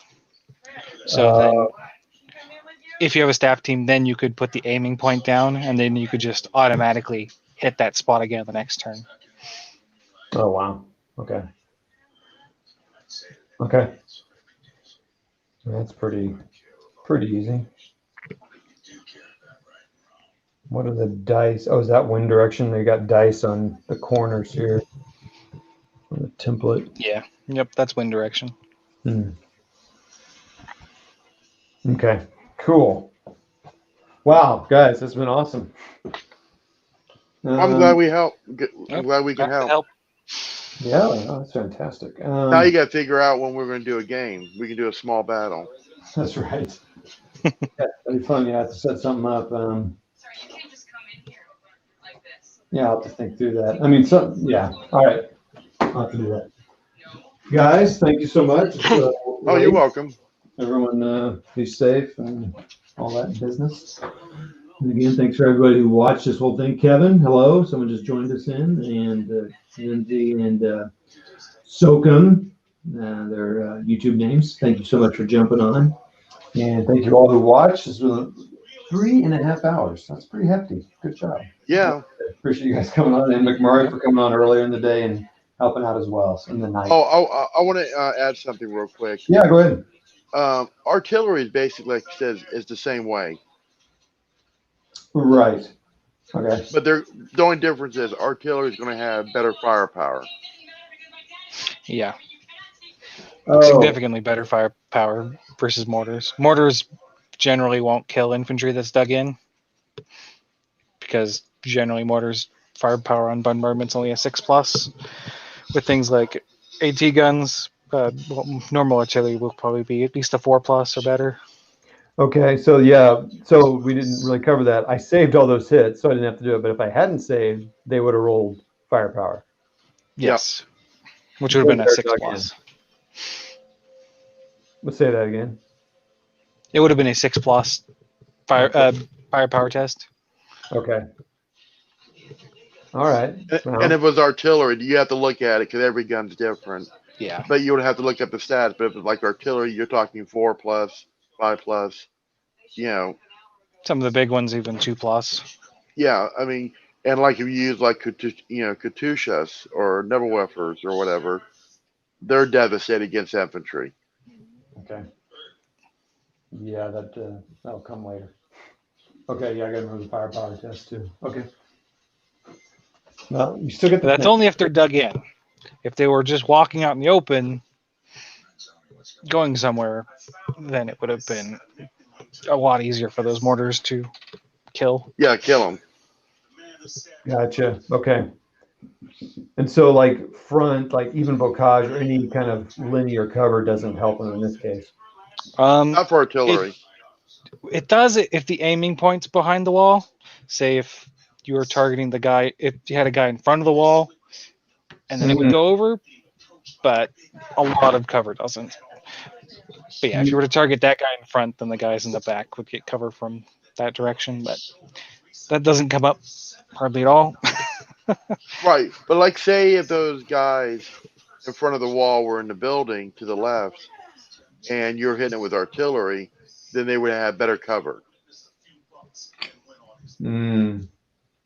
Okay.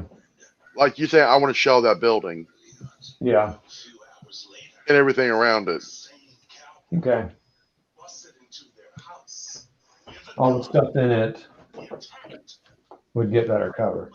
Yeah, artillery is very good if you know what you're doing. Yeah, I think it's kind of like most things in this game. Well, yeah. Well, and the other thing too is like, Zen was saying, like if you're walking out in the open when you drop mortars, and that's the difference between gone to ground and being dug in. If you're dug in, you need you have bulletproof cover. But if you're gone to ground, you don't. So when you're gone to ground, you're just hitting the dirt. You're basically laying flat. Mm-hmm.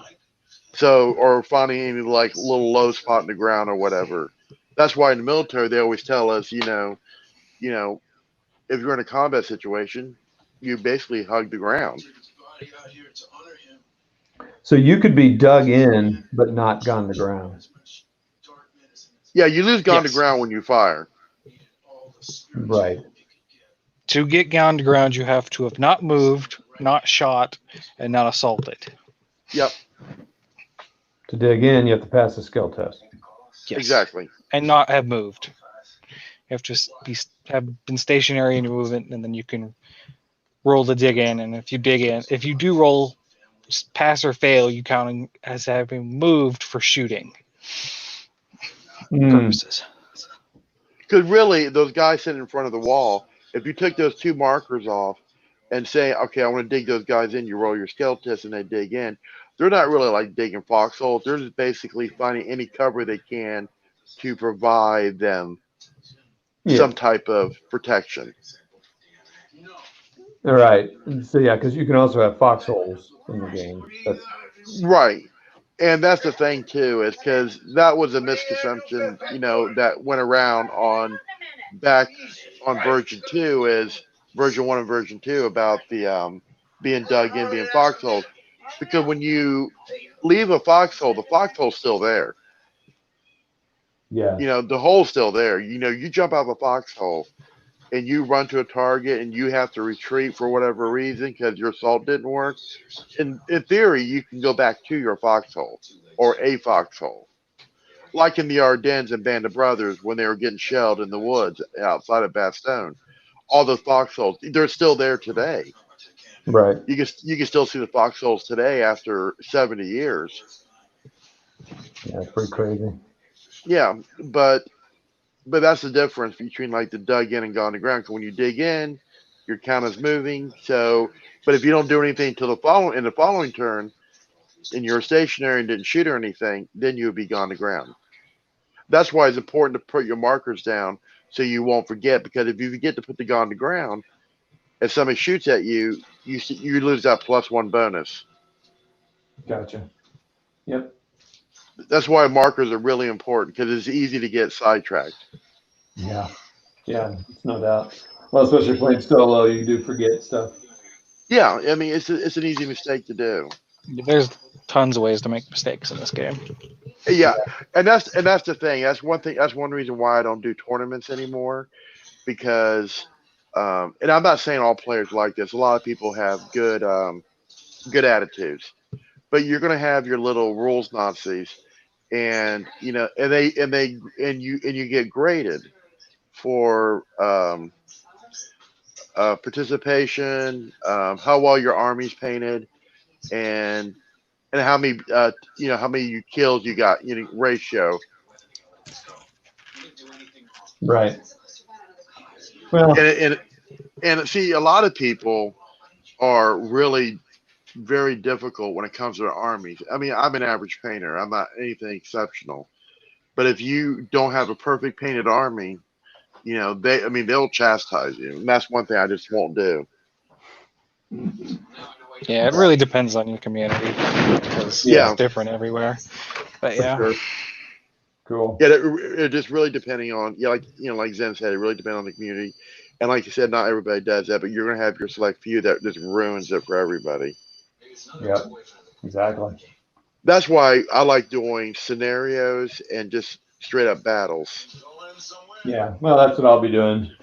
They have some pretty cool ones in some of the older books. I'm kind of sad they got away from that in the newer versions, but I've been trying to find the old, Whitman's Charge, Barkman's Corner.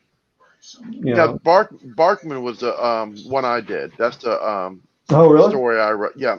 Awesome. Well, I'll definitely have to play that one then.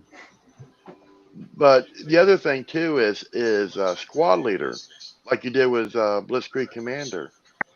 Yeah. This will be perfect for squad leader scenarios. Yeah, that's right. Yeah, and I got a lot of them. So, again, guys, thanks a lot. Guys, it's been awesome. All right. Have a good night. Next time I'm going live. All right, you take care. All right, see you guys. All right, good night. All right, bye. All right, they're gone, guys. Everyone, thank you. We'll see y'all later. Have a great night. Good gaming. And I hope this helps you get through your painting and camera clipping and all that. So, The Rogue, Itinerant, Todd, out. See ya.